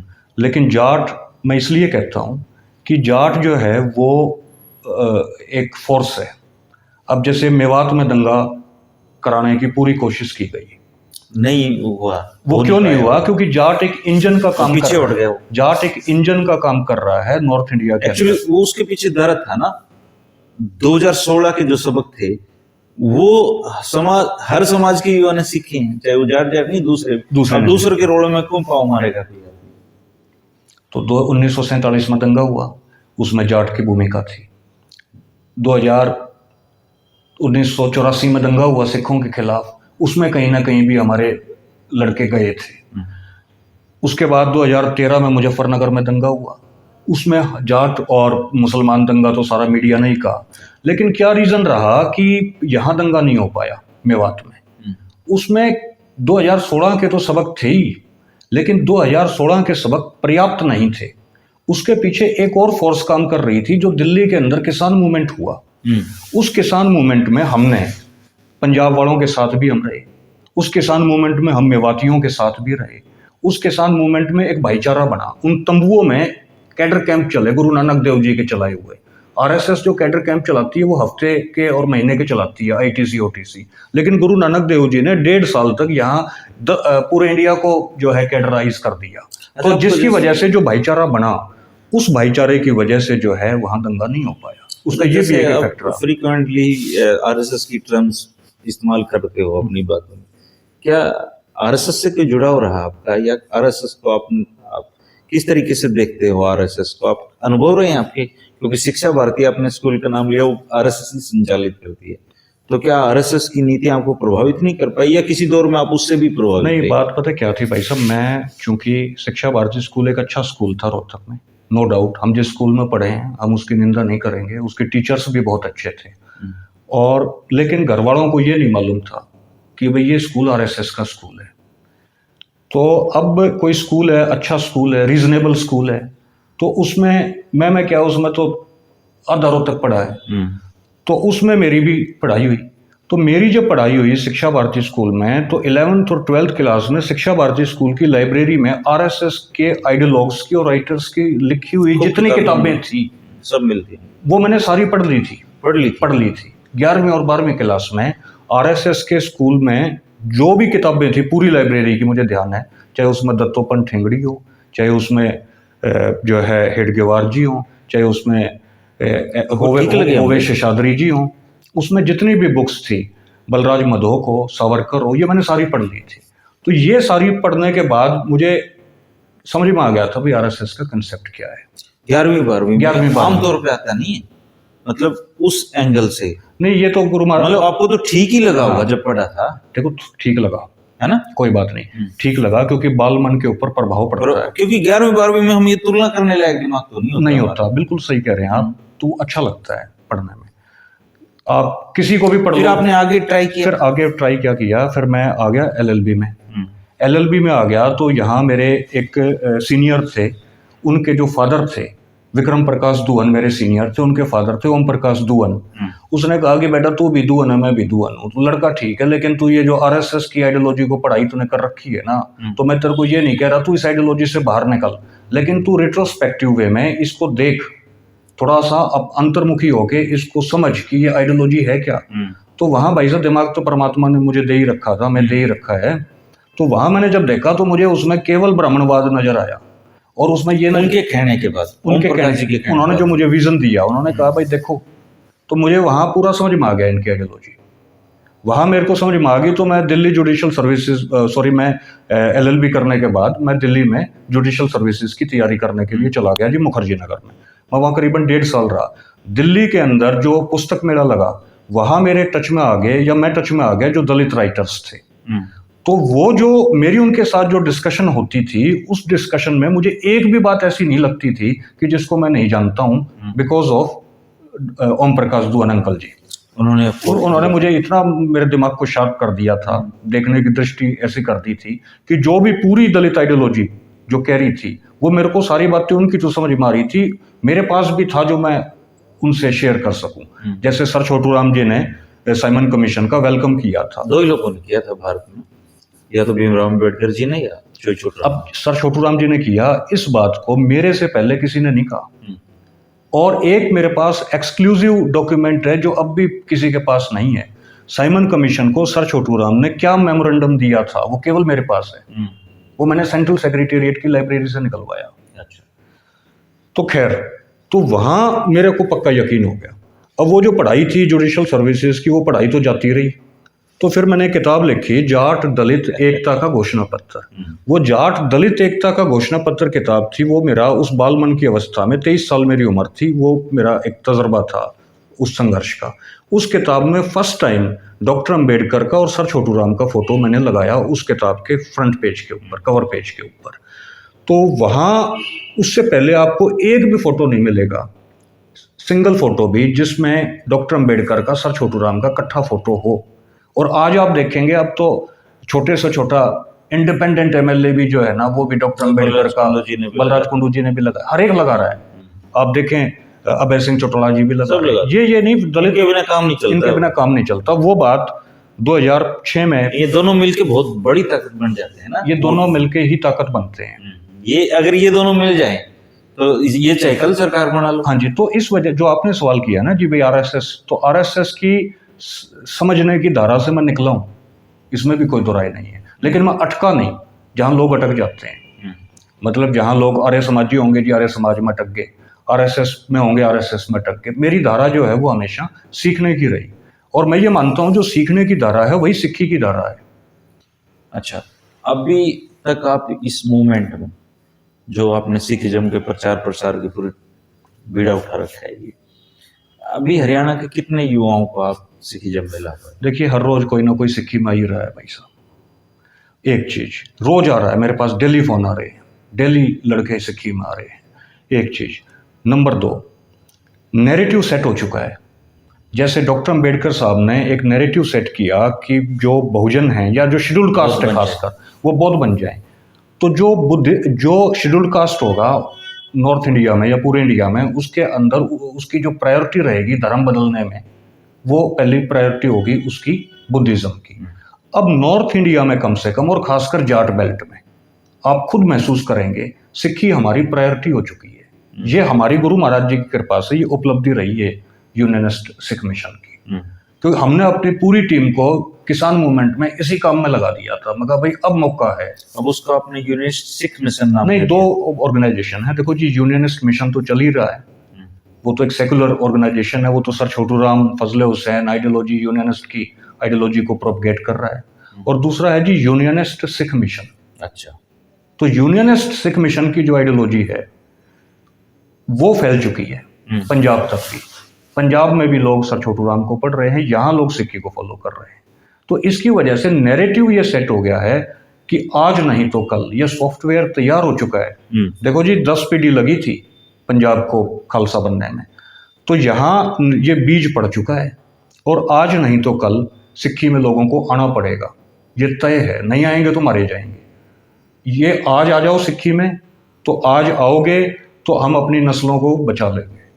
आज आओगे तो एक मौका है, कल आओगे तो कल भी आना पड़ेगा, लेकिन आज आ जाओ समझदारी करके, क्योंकि माहौल ऐसा बनता जा रहा है मुल्क का। देखो सर छोटू राम एक बात कहा करते थे, जिस खेत से दहका को मयसर न हो रोजी, उस खेत के हर एक गोशे गंदुम को जला दो। माने जिस खेत से किसान मेहनत करे, खेत में अपना पूरे साल मेहनत करे, और वहां से उस खेत में किसान को रोजी ना मिले, रोटी ना मिले, उस खेत को चाटोगे। तो यहाँ क्या है कि अब आप देखो जाट रिजर्वेशन मूवमेंट में जो है जाटों को मारा गया, हमें जेल में डाल दिया गया। क्या हम हिंदू नहीं थे? फिर जो है अभी भी जो धनखड़ साहब जो कह रहे हैं, बोले भाई ये तो जाट की बेइज्जती होगी। भाई जाट की बेइज्जती कैसे होगी? जाट मान नहीं रहे इसको बेइज्जती। नहीं, जाट की बेइज्जती कैसे होगी? हिंदू ये क्यों नहीं कह रहे हिंदुओं की बेइज्जती है? अगर आज किसी शंकराचार्य की कोई बेइज्जती करे, लोग कहेंगे जी हिंदू समाज की बेइज्जती है। मोदी के बारे में कोई डेरोगेटरी वर्ड्स कहे तो ये थोड़ा ना कहेंगे लोग एक गांची तेली की बेइज्जती है। लोग ये कहेंगे कि जी ये तो पूरे हिंदुत्व की बेइज्जती है। अमित शाह के बारे में कोई टिप्पणी करे, खट्टर साहब के बारे में कोई टिप्पणी करे, हेडगेवार के बारे में टिप्पणी करे, कोई ये थोड़ा ना कहेंगे कि ये हेडगेवार की ये जो है ब्राह्मण की बेइज्जती है। वो ये कहेंगे जी ये तो पूरे हिंदुत्व की बेइज्जती हुई है। लेकिन जहाँ जगदीप धनखड़ की मिमिक्री की गई जो है, वहाँ पूरा सोशल मीडिया, हिंदुत्व का मीडिया क्या कह रहा है, ये तो जी एक जाट की बेइज्जती है। भाई वहाँ जाट कैसे हो गए?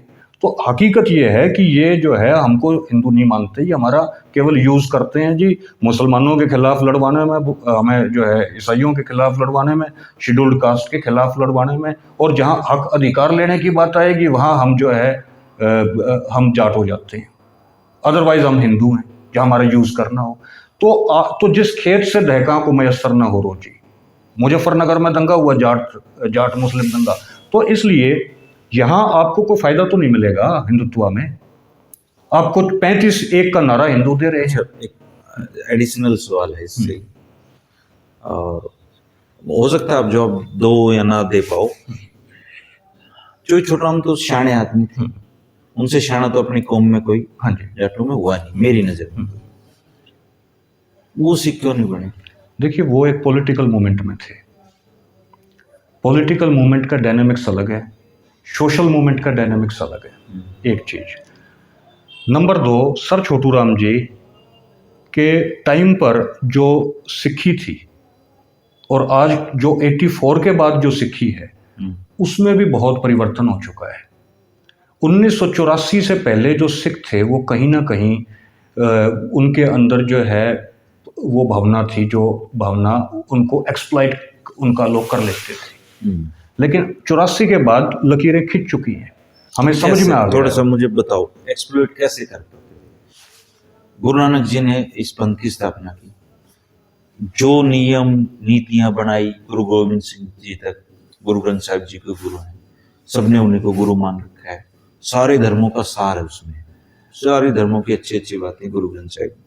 नियम तो वो के वो थे जो छोटूराम जी के समय भी वही थे, अब भी वही है। आने वाले हमारे बच्चे जब बड़े हो जाएंगे वो फैसला करेंगे तब भी वही है। तो अब पॉलिटिकल मूवमेंट, और पॉलिटिकल मूवमेंट तो हर कोई इन्वॉल्व रहता है उसमें, जो छोटूराम को भी रहना था। लेकिन ऐसा नहीं है कि धर्म के मसले पे उन्होंने नहीं सोचा होगा। देखिए 47 से पहले की सिक्खी में और 84 की सिक्खी में फ़र्क है। जैसे 2016 से पहले जाटों की मेंटलिटी अलग थी, 2016 के बाद जाटों की मेंटलिटी अलग हो गई। किसान मूवमेंट से पहले हमारी मेंटलिटी कुछ अलग थी, उसके बाद हमारी मेंटलिटी कुछ अलग हो गई। मुजफ्फरनगर में जो दंगे कराने की उन्होंने कोशिश की, उससे पहले हमारी मेंटलिटी अलग थी। मेवात में जो दंगे कराने की कोशिश हुई, उससे पहले मेंटलिटी अलग थी, उसके बाद मेंटलिटी अलग होगी। इसी तरीके से 1947 से पहले हमारी मेंटलिटी अलग थी। 1947 में जब इतना बड़ा कांड जब सिखों ने देखा, और फिर इंडिया के अंदर जब सिख आए, और फिर सरदार पटेल ने ये कहा कि ये जरायम पेशा कौम है, इसको नोटिफिकेशन कर दिया गया, वो तो बाद में उस नोटिफिकेशन को सिखों ने ख़त्म करवाया। तो वहाँ यार हम इस देश में शामिल हुए, हमने इस देश के लिए कुर्बानियाँ दी, और फिर 47 के बाद आपको कह दिया गया कि आप तो जराइम पेशा कौम हो। तो वहाँ आपको ये नहीं लगेगा कि भाई धोखा हो गया। जराइम पेशा मतलब क्रिमिनल ट्राइब है जी, क्रिमिनल कौम है। सरदार पटेल जी ने हाँ, ये नोटिफिकेशन दिया जी, उसके सारे सबूत हैं। तो अब सरदार पटेल जी भी कोई अकेले थोड़ा ना थे, उसमें पूरी कांग्रेस शामिल थी, जिस कांग्रेस को 1919 में सर छोटूराम जी ने छोड़ दिया था। तो ये है जी बदलाव। उससे पहले जब अगर हम देखेंगे ना, सर छोटूराम जी की उम्र भी कम थी जब उनकी डेथ हुई, अभी इतनी उम्र नहीं थी। बताते हैं कि काम की अधिकता की वजह से वो जल्दी चले गए, लेकिन डॉक्टर अम्बेडकर ने भी अपने लाइफ के आखिरी फेज में बुद्धिज्म को अडॉप्ट किया था। और बहुत थोड़े दिन पहले, मान लो 1 महीना पहले किया, 1 महीने के बाद उनकी डेथ हो गई। तो हो सकता था कि भाई सर छोटूराम जी भी सिक्खी को अडॉप्ट कर लेते, लेकिन इतना जरूर था सर छोटूराम जी के अंदर जो इंस्टिंक्ट थे ना, वो सिखों वाले थे। जैसे पगड़ी बांधते थे, कोई भी उनके घर में जाता था बिना खाना खाए, वो मैंने जितना उनको पढ़ा, सेकुलर पॉलिटिक्स थी उनकी। मतलब उन्होंने कोई धर्म के मसले पे वो नहीं, वो उनका कोई वो नहीं रहते थे। वो उनका रहता था जी, वो एक सेकुलर पॉलिटिशियन थे, वो थे पॉलिटिकल फील्ड में। हम हैं किसानी पे जोर रहता था। हम हैं जी सोशियो रिलीजियस फील्ड के ऊपर। आज के दिन धर्म जो है ना, उस फील्ड को हम वैक्यूम नहीं छोड़ सकते। धर्म के फील्ड को हम लोग खाली नहीं छोड़ सकते, क्योंकि अगर हम उस फील्ड को खाली छोड़ देंगे तो वहाँ जो है हमारा दुश्मन खेल जाएगा जो खेल रहा है। अदरवाइज, इसलिए हमें जो काम सर छोटूराम जी का अधूरा रह गया था, सर छोटूराम तेरा मिशन अधूरा, वो हम करेंगे पूरा। तो जो अधूरा रह गया था काम, वो भी पूरा करना है जी। सारे काम तो ऐसा नहीं है ना सर छोटूराम जी करके चले जाएं। अब गुरु नानक देव जी ने निर्मल पंथ बनाया, लेकिन हथियार जो बाद में खालसा पंथ जो हुआ, वो तो गुरु गोविंद सिंह जी महाराज ने उसकी नींव रखी। जब छोटे-छोटे वो जो है वो होगा जी, ये एक फेज है, मतलब एक इवोल्यूशन है। छोटे-छोटे सवाल। हाँ जी। मनोज दोन सिख बनने के बाद बदल गया। सही बात है जी, बदल गया। मनोज दोन की अपनी एक पॉलिटिकल सोच है, अभी है। सही बात है। मनोज दोन हरियाणा के युवाओं को, विशेषकर ट्राइबल्स को, जिनको आप कह रहे हो, मैं कह रहा हूँ जाटों को, सिख बनाना चाहता है, पूरे नॉर्थ इंडिया को जी। और अब तो हमने झारखंड तक पहुंच गए हैं जी। मनोज दोन पे सोशल मीडिया पे कुछ लोग आरोप लगाते हैं कि इनको सिख धर्म का प्रचार प्रसार करने के लिए फंडिंग मिलती है। देखिए जी, सबसे बड़ी फंडिंग तो गुरु नानक देव जी की है, जो 20 नहीं, कोई ऐसा है जी, सहयोग जो है आप जैसे भाइयों का 10-10, 20-20 रुपए का मिल जाता है, सभी का सहयोग रहता है। लेकिन जिसको फंडिंग कह के एक नेगेटिव अप्रोच बनाई जा रही है ना, कि जैसे जी विदेशों से फंडिंग मिलती हो जी, जैसे ISI फंडिंग देती हो, इस तरीके से नहीं है। मनोज ये एक ऑर्गेनिक मूवमेंट है। मनोज दोन की सोच पाकिस्तान जब बना, वहां से जो लोग हरियाणा में उनके प्रति बदल गई। उनके प्रति मेरी जो सोच थी, वो सोच मेरी, मैंने बताया, हिंदुत्व के मॉडल को फॉलो करने की वजह से नेगेटिव थी। सिक्खी को फॉलो करने के बाद मुझे हर आदमी में इंसानियत नजर आती है। मतलब ओवरऑल आप में बदलाव आया है। सही बात है जी, सही बात है। हाँ जी। मतलब मनोज दोन ज्यादा पोलाइट हुआ है और ज्यादा टिकाऊ हुआ है। नहीं, सही बात है जी। तो ऐसा तो नहीं होगा कि भविष्य में आपकी सोच सिखिज्म को लेकर भी बदल जाए? देखिए, सिखिज्म सोच यूं नहीं बदलती भाई साहब। मेरी सोच के अंदर हमेशा नेगेटिविटी से पॉजिटिविटी की तरफ रही है सोच। आप मेरी पूरी विचार यात्रा को देखेंगे तो मेरी नेगेटिविटी से पॉजिटिविटी की तरफ रही है। और सिक्खी जो है वो चढ़ती कला का धर्म है। तो अब जो मेरी सोच है सिक्खी के प्रति बदलेगी नहीं, सिक्खी में और ज़्यादा रमती चली जाएगी, और गुरु महाराज जी की दया से वो और ज़्यादा उसमें निखारी होगा।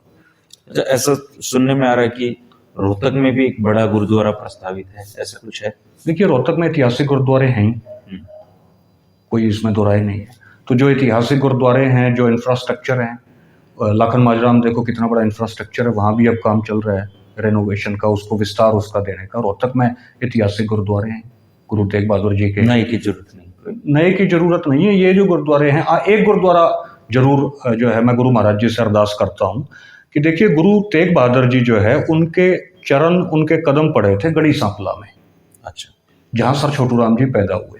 मैं ये सोचता था, मैं कहा यार, ये जो सर छोटूराम जी का गांव है, इसमें क्या ऐसी मतलब खुशबू रही होगी, इसमें क्या ऐसा बीज रहा होगा कि इस गांव से सर छोटूराम जी पैदा हुए। तो मैंने जब सिख हिस्ट्री को पढ़ा, और वो किताब जो है वो हरियाणा जो पंजाबी साहित्य अकेडमी ने छापी है, उसमें पूरा नक्शा है गुरु तेग बहादुर जी का। अच्छा। और वो नक्शे में उनके जो कदम हैं वो कदम वो रहे हैं गढ़ी सांपला गाँव गढ़ी में। सांपला। तो वहाँ गढ़ी सांपला गाँव में अब तक कोई गुरुद्वारा साहिब नहीं है गुरु तेग बहादुर जी के नाम पर, उनकी मेमोरी में। वो जगह उजागर जो है गुरु महाराज जी ने कर दी है, और वो मैंने आपके चैनल के माध्यम से भी जगह जो है उसको उजागर गुरु महाराज जी ने की। मैं आपके माध्यम से भी मैंने सारी सिख संगत से मेरी ये रिक्वेस्ट है। अच्छा, सांपला जो है एक ऐसी जगह है कि जहाँ से सोनीपत भी उतने किलोमीटर के ऊपर है जो हाईवे निकल गया, जहाँ से बहादुरगढ़ भी उतने किलोमीटर के ऊपर है, जहाँ से झज्जर भी सेम डिस्टेंस के ऊपर है लगभग, जहाँ से रोहतक भी सेम डिस्टेंस के ऊपर है। तो यहाँ अगर गुरुद्वारा साहिब की स्थापना होती है तो ये प्रचार का एक बहुत बड़ा सेंटर बनेगा, क्योंकि एक तो यहाँ सर छोटू राम जी पैदा हुए, और दूसरा यहाँ से ये सारे जो एरियाज हैं यहाँ उनकी कनेक्टिविटी है। तो मैं महाराज जी से ये अरदास करता हूँ कि भाई यहाँ भी आप हमें गुरुद्वारा दें। तो जो आपने कहा भी गुरुद्वारा प्रस्तावित है, वो गुरुद्वारा अगर यहाँ बनता है महाराज जी की कृपा से तो वो प्रचार का बहुत बड़ा सेंटर बनेगा और हमारे लोग उस गुरुद्वारे से जुड़ेंगे।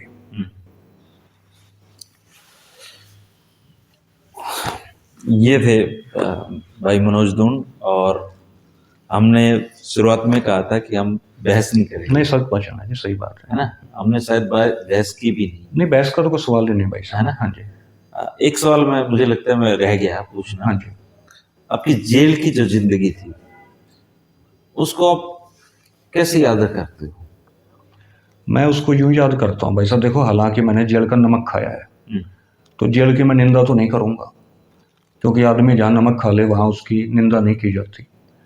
मैं जेल की ज़िंदगी को याद करने के लिए हमेशा जो चाय पीता हूँ ना, वो मैं स्टील के गिलास में पीता हूँ, छोटे स्टील के गिलास में, जिससे मेरे को याद रहे कि भाई मैंने जेल काटी है, उसमें वो स्मृति मेरे को हमेशा रहे। तो वो मैं एक टोकन के तौर पे, उसको याद करने के एक प्रतीक के तौर पे मैं जब भी चाय पीता हूँ मैं हमेशा स्टील के गिलास में चाय पीता हूँ। स्टील का गिलास अगर अवेलेबल ना हो तो मैं डिस्पोजल में चाय पीता हूँ। बहुत रेयर मैं मतलब कि कप में चाय पीता हूँ, क्योंकि जेल के अंदर कप में चाय पीने का शौक होता था। अच्छा। हाँ, शौक होता था जी, उसमें आदमी ऑफिसर महसूस करता है जेल के अंदर अगर कप की चाय अगर किसी को कप में अगर किसी को कप में वैसे स्टील में मिलती है। स्टील में मिलती है, कप में भी कहाँ मिलती है कि फर्ज करो मेडिकल में हम दाखिल हो गए। अच्छा। मान लो मेडिकल में दाखिल हो गए, तो मेडिकल में जो चाय जाती थी डॉक्टर्स को या फार्मासिस्ट्स को, वो कप में जाती थी। अच्छा। तो हम भी कह दिया करते यार उस कप की चाय में पिला दो यार, आज हम भी थोड़ा सा फील कर लें ऑफिसर की भावना हमारे अंदर ऑफिसर जैसा महसूस कर। मैंने तो कुदरती, मैं तो खैर अब तो जेल के अंदर थे, लेकिन मैंने तो जेल में कपों में बहुत चाय पी है।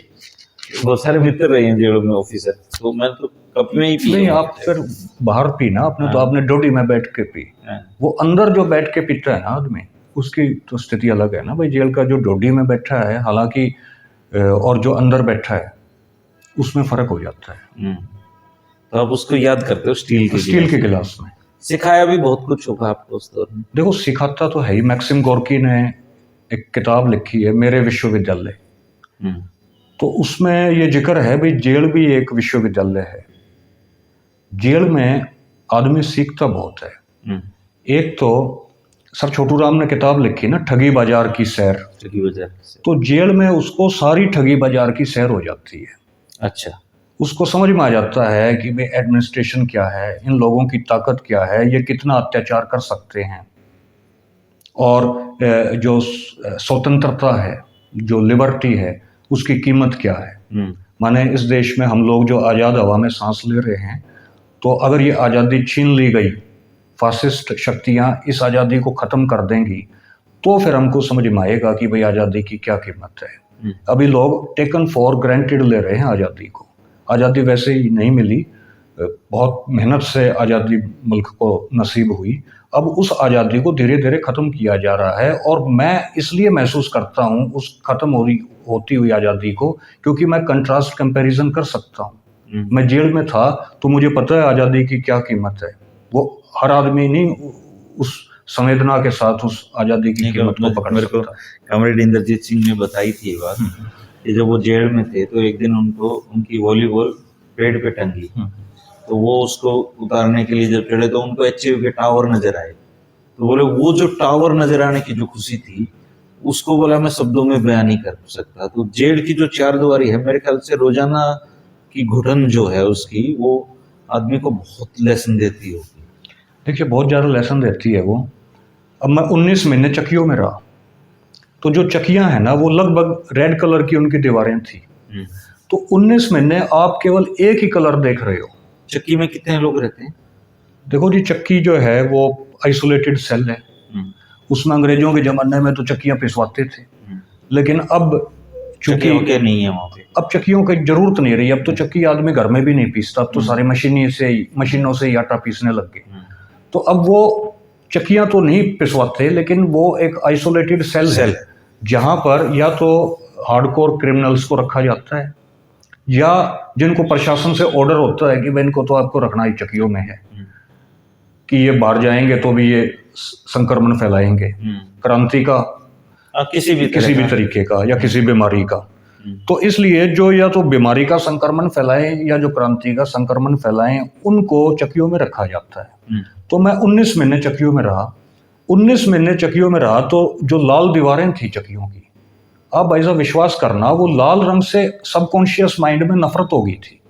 अब भी कहीं ना कहीं अगर मैं मतलब कि जैसे ये लाल कलर है ना, ऐसी तो दीवारें हाँ, ऐसी दीवारें थी।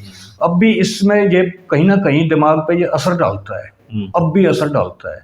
और वो फिर बाबा राम रहीम जी आए, तो बाबा राम रहीम आया, तो बाबा राम रहीम आने के बाद जो है हमें उस चक्कियों से बाहर निकाल दिया गया। चलो उनका शुक्रिया अदा करना चाहिए। देखो शुक्रिया तो परमात्मा का अदा करेंगे। मैं तो चक्कियों में भी रह लेता, मेरे को कोई दिक्कत नहीं थी, क्योंकि 19 महीने रह के आदी हो जाता आदमी। वो तो 19 महीने रह के आदमी आदी हो जाता। सारे चक्कियों से मुक्त हो गए फिर? उस टाइम मैं जरूर मुक्त हो गया। जो हार्डकोर क्रिमिनल्स थे वो तो उनको फिर बाहर भेज दिया गया जेल से। माने वो रोहतक जेल में नहीं, सिक्योरिटी पर्पस दूसरी जेलों में शिफ्ट कर दिया गया। आप चक्की से मुक्त हो गए? मैं चक्की से मुक्त हो गया, मैं बैरक में आ गया। बैरक में थोड़ा सा मेरे को आज़ादी महसूस हुई। ये तो फिर वो जेल की यात्राएं हैं भाई साहब, वो एक अलग सब्जेक्ट है। अच्छा, फिर क्या हुआ कि जैसे यहाँ से रोहतक जेल से जो है वो हार्डकोर क्रिमिनल्स बाहर चले गए। अब हार्डकोर क्रिमिनल्स वो डिसिप्लिन भी रखते हैं जेल में, खैर वो एक अलग सब्जेक्ट है, उसके ऊपर कभी फिर पॉजिटिव वे में चर्चा करेंगे जी। जेल का कैसा जीवन होता है, जेल में होती क्या है जेल वास्तव में। जेल एकदम से समझ में नहीं आती। जेल में हो सकता है कोई आदमी, आपने कहा जी मैं डोडी में बैठा था, मैं उस कप में चाय पी रहा था। मैं कह रहा हूँ जी जेल क्यों समझ में नहीं आती। मैं जेल में एक हमारे डिप्टी सुपरिटेंडेंट साहब थे, उन्होंने कहा मैं जेल का पीएचडी हूँ। तो मैं सोच रहा था, मैं कहा जी जेल में पीएचडी, आदमी जेल का पीएचडी तभी हो सकता है जब वो जेल में रहे। बाहर डोडी में रह के आप बातें तो मार सकते हो कि मैं जी जेल का पीएचडी हूँ, लेकिन जेल का आप कुछ भी नहीं जानते। अच्छा, जेल का क्या जानते हैं भाई साहब। तो वो जो कैदियों की अपनी एक जिंदगी है, अपने राज है उनके ना। बिल्कुल सही बात है जी। जेल मतलब कि एक अलग ही दुनिया है, वो अलग गांव है। और वो एक ऐसा गांव है कि वहाँ ये दुआ की जाती है कि यहाँ दुश्मन भी ना रहे। हमारे एक जानकर जेल में थे, तो वो फोन रखते थे जेल में। तो अब तो खैर वो बरी हो गया है। मैंने उसे, आप फोन रखते क्यों थे, आप बातें तो करते नहीं थे किसी से। बोला टाइम पास हो जाता था उसको छिपाने। उसको वो बोला पूरा एक प्रोजेक्ट है रखना, उसको छिपाना। बोला उनकी नजरों से छिपा के कहीं सिम, कहीं एक एक चीज जोड़ना, बैटरी कहीं। बोला वहां सबसे बड़ी दिक्कत है टाइम पास की। तो इसके माध्यम से टाइम पास होता था। और उस बैटरी को कैसे चार्ज करना है, वो एक अलग विद्या है, अलग विद्या है। तो लेकिन अब पता क्या है भाई साहब, देखो अब जो जेलों में बंद हैं, जो पॉलिटिकल कैदी इंडिया में जेलों में बंद हैं, अब 28 साल हो चुके हैं सिख कैदियों को बंद हुए। ये कोई छोटी बात नहीं है। मतलब 28 साल तो कोई भी बंद नहीं रहा। 28 साल बंद होने का क्या मतलब है। एक आदमी ही तो मार रखा है, उसकी सजा कितनी होगी, ज़्यादा से ज़्यादा 14 साल में बाहर निकल जाएगा आदमी, सारा हिसाब किताब मिला के। 14 साल में नहीं तो और 2-3 साल मिला दो, उसके नक्शे खराब कर दो। लेकिन 28 साल जो जेल में बंद रखे गए हैं, वो पता है क्या है, वो ये लोग सिखों को गुलामी का एहसास करवा रहे हैं। बहुत सारे लोग हैं, मतलब अकेले सिख नहीं है, नहीं बहुत सारे लोग हैं। सिखों को तो जानबूझ के रखा गया है। और भी लोग हैं, जैसे संत यहाँ रामपाल जी महाराज है, संत रामपाल जी, उनको 10.5 साल हो गए हैं जेल में। उनकी क्या गलती थी। उनकी इतनी गलती तो थी कि वो कंटेम्प्ट ऑफ कोर्ट का उनके ऊपर मुकदमा था और वो जाट बुद्धि से नहीं गए। जो मोटा मोटी सबसे बड़ी गलती क्या है भाई साहब, यहाँ लोग जो है ये ब्रजभूषण ये कह रहा था मैंने अपने हाथों से मर्डर किया है। ब्रजभूषण कह रहा था जी हम तो मानते ही नहीं इस देश के संविधान को, और उसके ऊपर आरोप था, उसकी गिरफ्तारी नहीं हुई। सबकी बात नहीं है, ये एक्सक्लूसिवली मतलब कि उनको रखा जाता है जो क्रांतिकारी आदमी हो। अदरवाइज आप इसको देख लो राम रहीम को, इसको तो रोज जमानत मिल रही है। और मैं आपको एक सच बात बताऊं कि जेल के अंदर फर्ज करो कोई आदमी 6 महीने रह जाए और उसको 15 दिन जमानत मिल गई, उसको जेल नहीं लगेगी। ठीक लगा, टाइम पास ठीक होगा। मैं भाई साहब मैं ये कहता हूँ मेरे को पूरी उम्र जेल में रख दो, मेरे को 6 महीने में 15 दिन निकाल दो बाहर, ये मेरा अपना तजर्बा है। तो आदमी को जो है अब इसको तो राम रहीम को तो रोज निकाल रहे हैं, इसको जबकि हाई कोर्ट ने ये कहा है कि आप इतनी मेहरबानी क्यों कर रहे हो इसके ऊपर। नहीं मेहरबानी तो कर ही रहे हैं ना भाई साहब। रामपाल जी महाराज को जो 10.5 साल हो गए, उनका लड़का वीरेंद्र 7.5 साल रह गया, 28 साल हो गए, 29-30 साल हो गए भाई साहब, 35 साल हो गए सिख कैदियों को। अपने आदमियों को तो ये जेल में नहीं जाने दे रहे। अब प्रज्ञा ठाकुर थी, प्रज्ञा ठाकुर को जेल में से बाहर निकाल के उसको MP बना दिया। भाई हम किसी की ये नहीं कह रहे आपका ऑर्गेनाइजेशन, आप अपने ऑर्गेनाइजेशन को अपनी गाड़ी को आप अपने हिसाब से ड्राइव करो, लेकिन आप कम से कम अत्याचार तो मत करो, संविधान की तो पालना करो। तो जेल में ये कह रहा था भाई साहब जेल समझ में नहीं आती 2-3 महीने में, 6 महीने में भी आदमी जेल में रहेगा तो वो ये मानेगा कि यार जेल क्या होती है, वो तो एंजॉय करेगा जेल को 6 महीने तक भी। 6 महीने के बाद आपके गोडे टूटने शुरू होते हैं जेल में। अच्छा। 6 महीने के बाद जेल में आपकी दाढ़ी चिट्टी होनी शुरू असली सजा 6 महीने बाद 6 महीने के बाद शुरू होती है संवेदनशील लोगों के लिए। ऐसे भी लोग थे भाई साहब जो अपने माता पिता को ये कहते थे यहाँ तो मौज हो गई है, बेचारे गरीब लोग थे, जहाँ बाहर सरकार उनको जो है वो सुविधाएं मुहैया नहीं करवा पा रही, जेल में उन बेचारों के लिए कम से कम रोटी तो थी। तो देश में इतनी भी गरीबी रोटी है, बीमार हो तो डॉक्टर है, बीमार हो तो डॉक्टर, हालांकि डॉक्टर तो कुछ नहीं होते, लेकिन ये है कि फिर भी इलाज है भाई साहब, बाहर से तो ठीक है। तो इस वजह से जो है जेल में कम से कम ये कहा जाता है जेल में कि भाई कम से कम जेल जो है वो हमारे दुश्मनों को भी ना हो, ये कहावत है। अच्छा, जेल वाले लोग, जेल वालों का ये कहावत है। जैसे आप खाना खा रहे हैं जेल में, जैसे हम दोनों, जैसे मैं खाना खा रहा हूँ जेल में जी, और दूसरा हवालाती आ गया या कैदी आ गया, तो मैं उसको कहूँगा कि भाई साहब खाना खा लो, तो वो ये कहेगा कि भगवान आपको बाहर खिलाए। अच्छा, वो आपस में कहते हैं, वो आपस में कहते हैं। जैसे यहाँ दुआएं ये देते हैं कि भाई परमात्मा आपको बरकत दे या आपको जो है मालिक और दे। लेकिन जेल के अंदर कोई खाना खा रहा है, वो कोई दूसरा कैदी वहां से हवालाती गुजर रहा है, वो ये कहे कि भाई साहब वो आप भी खाना खा लो जी, तो कहेगा परमात्मा आपको बाहर खिलाए। या कोई मजाक में ये कह देगा यार बाहर है तो खान लग रहे हैं, को मान लो ज्यादा टेक्निकल होगा, फिर वो ये कहेगा भाई परमात्मा आपको आपके घर में खिलाए, फिर ये कहते हैं जी। तो ये जेल तो जो है ना, इस वजह से मैं उनके दर्द को फील कर जाता हूँ। देखो आदमी दर्द को फील करता है, देखो जिसके पाँव न फटी बीवाई वो क्या जाने पीर पलाई। तो इस वजह से जो जब तक आप जेल नहीं गए थे तब तक आपके लिए भी जेल ऐसी थी, फिर ये मानते थे कि भाई जेल में तो सारे ही बुरे लोग हैं। जेल में 70% आदमी भाई साहब झूठे फंसा रखे हैं, 70%। बहुत से केसेस हैं, अब रेप केसेस हैं, रेप केसेस में 95% आदमी झूठे हैं। भाई कोई किसी की गर्लफ्रेंड है, ठीक है, वो जो है उसके माँ बाप को पता लग गया, उसने रेप का केस करवा दिया। अब ये क्या मतलब है भाई? ये झगड़ों में एक एग्जाम्पल है, सब जगह झगड़े में भाई पुलिस पैसे खाने के चक्कर में एक आदमी ने झगड़ा किया, 10 आदमियों का नाम लिख देगी, वो 10 से पैसे खाएगी, वो जेल में पहुंच गए। तो यहाँ तो सिस्टम जो है कोई सिस्टम नहीं है, ठगी बाजार है। और ये सिस्टम को जो है जेल में जाने के बाद समझ में आता है, और ज़्यादा संवेदना हमारी बढ़ती है, हम उनका दर्द समझ सकते हैं। और लोगों को भी दर्द समझना चाहिए कि जो 28-28 साल से सिख कैदी हैं, सभी नहीं हैं, उनको जानबूझ के रखा गया है सिखों को मोरल को डाउन करने के लिए। उनको छुड़वाना हमारी जिम्मेदारी है, अगर हम सिखों को इस देश का पहले नहीं आप शहरी मानते हैं। आपने जैसे कहा कि जाट समाज के लिए आप जेल में आंदोलन में गए, आपको एक पैसे की भी मदद नहीं पहुंची वहां पे, उन्हीं लोगों को आप फिर अब सिख बना रहे हो जिन्होंने आपकी मदद नहीं की।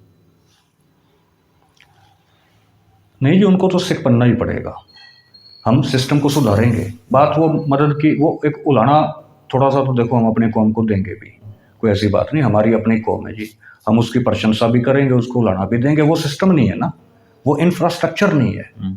वो इंफ्रास्ट्रक्चर कम्युनिटी को बनाना पड़ेगा, लेकिन वो इंफ्रास्ट्रक्चर कम्युनिटी बना नहीं पाएगी इंडिपेंडेंटली। वो बनाने का तरीका ये है कि वो जो इंफ्रास्ट्रक्चर 550 सालों से बने हुए हैं, 500 सालों से सिक्खी जो बनी है उसमें मर्ज हो जाओ। आपको जो है वो उसका एकदम आप डिसिप्लिन आपको मिल जाएगा। और सिक्खी में हमारे महापुरुषों की बाणी है। आप देखिए धन्ना भगत जी की, अभी मैं लास्ट वीक भी गया था टोंक डिस्ट्रिक्ट में। धन्ना भगत जी का गांव है वहाँ पे। यहाँ तो बराड़ा जी ने धन्ना धुआं भगत जी कलाम। को अपने फतेहाबाद में बुला लिया। नहीं, अच्छा किया उन्होंने। उसके पीछे हमारी भी एक मतलब की वो है, हमारी भी एक लॉबिंग है उसके पीछे। वो मैं ज़्यादा बता नहीं सकता यहाँ पे। तो वो काम कर रही है जी। अच्छा, लास्ट कंक्लूड करते हैं। हाँ जी। अभी राजस्थान में चुनाव हुए, मैंने देखा बहुत सारे मंचों पे आप चंद्रशेखर रावण के साथ। अभी 2024 में हरियाणा के लिए बहुत निर्णायक साल है। तो क्या आप लोग कोई प्लान कर रहे हो हरियाणा में, इसको लेके कुछ चल रहा है दिमाग में? नहीं, डेफिनेटली जी। कोई ऐसा थर्ड पॉइंट बनाया जाए, जैसे राजस्थान में आप लोगों ने प्रयोग किया, 14 लाख वोट मिले हैं आपको, तो क्या हरियाणा में कुछ ऐसा करोगे आप लोग? नहीं, डेफिनेटली करेंगे जी। अब हमारा पूरा फोकस ही हरियाणा के ऊपर है। राजस्थान इलेक्शन निपटने के बाद अब हमारा पूरा फोकस ही हरियाणा के ऊपर है।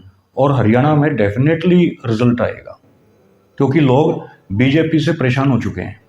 लोग कांग्रेस को जानते ही हैं, और कांग्रेस में धड़ेबाजी बहुत है। तो आज़ाद समाज पार्टी जो है वो हरियाणा के अंदर कुछ ना कुछ करेगी। और फिर चंद्रशेखर का जो नजरिया है ना चीजों को देखने का जी, वो बड़ा पॉजिटिव है। और दलित वोट बैंक की बात करें तो वो मायावती जी से पहले ही परेशान है।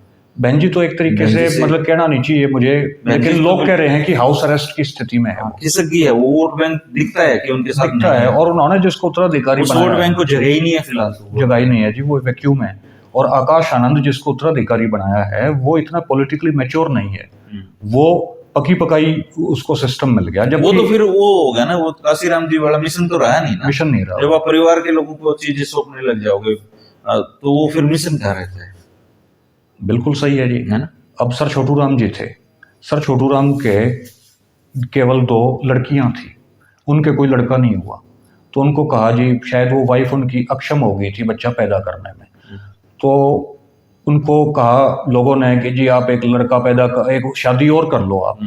वो बोले भाई किस लिए शादी करें? बोले जी आपका कोई लड़का हो जाएगा। तो उन्होंने कहा भाई देखो ये पूरा पंजाब ही मेरा बच्चा है, ये हर बच्चा मेरा है। तो साहब की तो वो सोच थी, साहब काशीराम जी की तो वो सोच थी, जो सर छोटू राम की सोच थी, या जो महापुरुषों की सोच थी। गुरु गोविंद सिंह जी महाराज ने 4 बलिदान ही साहिबजादे जो है वो धर्म के लिए हो गए। सिखिज्म में जो बलिदान की परंपराएं उसका तो कोई तोड़ है नहीं, किसी के पास भी नहीं। आप चाहे किसी धर्म को फॉलो करते हो, सिखिज्म के बलिदान को कोई भुला नहीं सकता। नहीं भुला सकता। आप कहते हैं ना जी भाई, एक सिखिज्म की सेवा को भी कोई नहीं दे सकता। कुछ चीजें हैं जो बहुत बेहतरीन है। अब एक जीसस क्राइस्ट हुआ ना, तो क्रिश्चियनिटी पूरी दुनिया में फैल गई। और देखो आप सिक्खी में कितने बलिदान। मेरे दादाजी जो थे वो हरियाणा पुलिस में थे, और उनका जो थाना था वो चर्च के बिल्कुल सामने था। ओके, कौन सी डिस्ट्रिक्ट में? हिसार में। Okay, right. हाँ, एक पादरी ने उनको बाइबल दी। तो दादाजी ने कहा कि मैं क्या करूंगा इसका, मैं तो हमारा तो मैं जाट हूं, मेरा इससे कोई लेना देना नहीं। हाँ जी। उन्होंने कहा कि जी आप इसको संदूक में रखें। बोले भाई मैं संदूक में रख के क्या करूंगा? बोले संदूक में रखी रहेगी 10 साल 20 साल 50 साल, आपका बेटा पोता कर लेगा। तो बात तो वो है कि विचार जो है ना, कहीं भी वो विचार क्रांतियां करता है। उस पादरी को पता था कि संदूक में रखी किताब भी क्रांति कर सकती है कभी, अगर किसी घर में आएगी। तो ऐसे ही आप किसी की जमा है, आपका विचार है। किस सरकारों को डर किससे लगता है? विचारों से लगता है। विचार विहीन जितना भी समाज होगा ना सरकार के लिए, वो उतना ही अनुकूल समाज होगा। बिल्कुल सही बात है। विचारों से डर लगता है ना दुनिया को। तो आप मेरी बनी बनाई धारणा को अगर अपने विचारों से हिला दो आप, तो मैं आपसे डरने लग जाऊंगा, या फिर मैं अनुयायी बन जाऊंगा। तो ये चीजें हैं। कुछ लोग हिंदुत्व फॉलो करते हैं, कुछ लोग सिखिज्म फॉलो करते हैं, सबके अपने अपने हैं। लेकिन जिस दिए में तेल होगा वो दिया रह जाएगा। अब हवाएं ही करेंगी रोशनी का फैसला। तो जिस दिए में तेल होगा वो दिया रह जाएगा। अब जिसमें दम होगा वो रह जाएगा भाई साहब। डार्विन का सिद्धांत। लेकिन मुझे तो ये जान के ही अच्छा लगा कि आपकी जिंदगी में इतने सारे बदलाव आए हैं ना, क्योंकि मैं जिस मनोज धून को जानता हूँ वो मनोज धून थोड़ा अलग तरह का व्यक्ति था, ये मनोज धून थोड़ा अलग तरह का। सही बात है जी। तो ये जो बदलाव है सकारात्मक है, पॉजिटिविटी में। और गुरु ग्रंथ साहिब जी का तो खैर मैंने तो नहीं पढ़ पाया, मैं तो सिखिज्म के बारे में सिर्फ इतना ही जानता हूँ, जो बेसिक सी चीजें हैं मैं नहीं ज्यादा पढ़ पाया। पर तो जैसे आपके घर में उसने बाइबल रखवाई ना जी, नहीं रखी, नहीं दादा तो रखने वाले थे, फर्ज करो रख भी ली, लेकिन उन्होंने वो एग्जाम्पल मुझे बताया। एग्जाम्पल दिया। ऐसे ही आपका जो बाइबल तो उस संदूक में रखवाने की कह रहे थे, लेकिन आपका तो नाम ही सिक्खी का है। मतलब गुरु महाराज जियों का जो मॉडस ऑपरेंडी था, उन्होंने बाइबल घरों में नहीं रखवाई। देखो वो हमारी एक धार्मिक, उन्होंने नाम के साथ आपकी पहचान जोड़ दी। और वो नाम मुझे आज भी समझ में आया कि मेरी जो बहन है, मेरे ताऊ जी की लड़की है, प्रदीप कौर कैसे नाम हुआ उसका, मुझे आज तक ये समझ में। बिल्कुल सही बात है जी।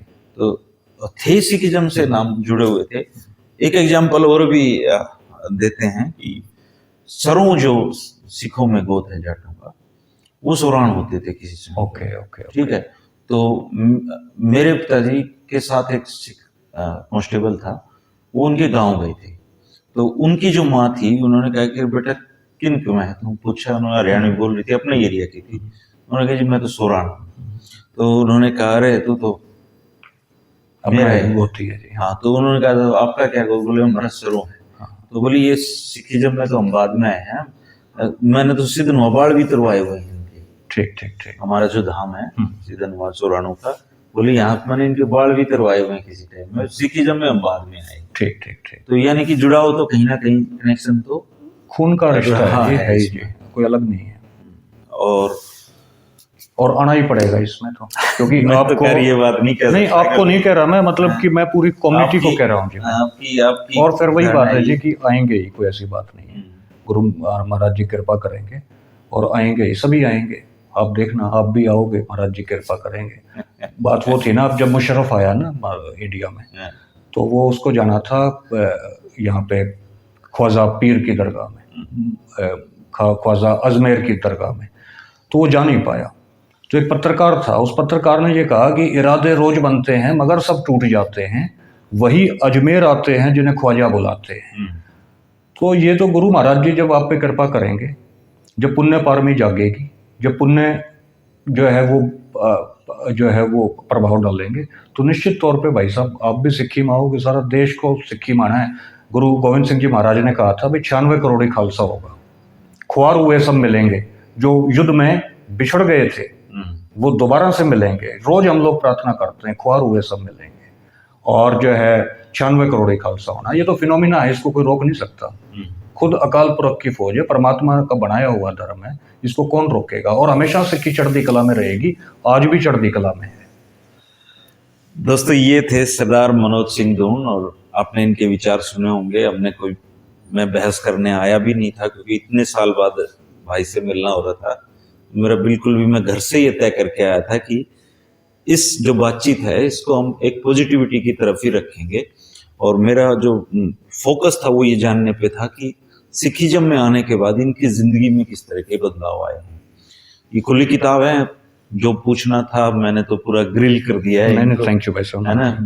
मेरे ख्याल से ऐसे सवाल पूछे हैं जिनकी आप उम्मीद भी नहीं कर रहे होंगे मेरे से, और इतना लंबा इंटरव्यू हुआ भी नहीं भाई साहब। तो अगर कुछ सवाल फिर भी आपके मन में है मनोज धून को लेके, तो आप कमेंट कर देना। ज्यादा दूर नहीं है, मेरे और इनके घर का बहुत थोड़ा ही फासला है, फिर बैठ जाएंगे। नहीं, बिल्कुल सत वचन है। तो आपने इतना समय, थैंक यू वेरी मच, पूरा मुद्दत बाद आपका मिले हैं, सही तो इसके लिए आपका धन्यवाद। वाहिगुरु जी का खालसा, वाहिगुरु जी की फतेह।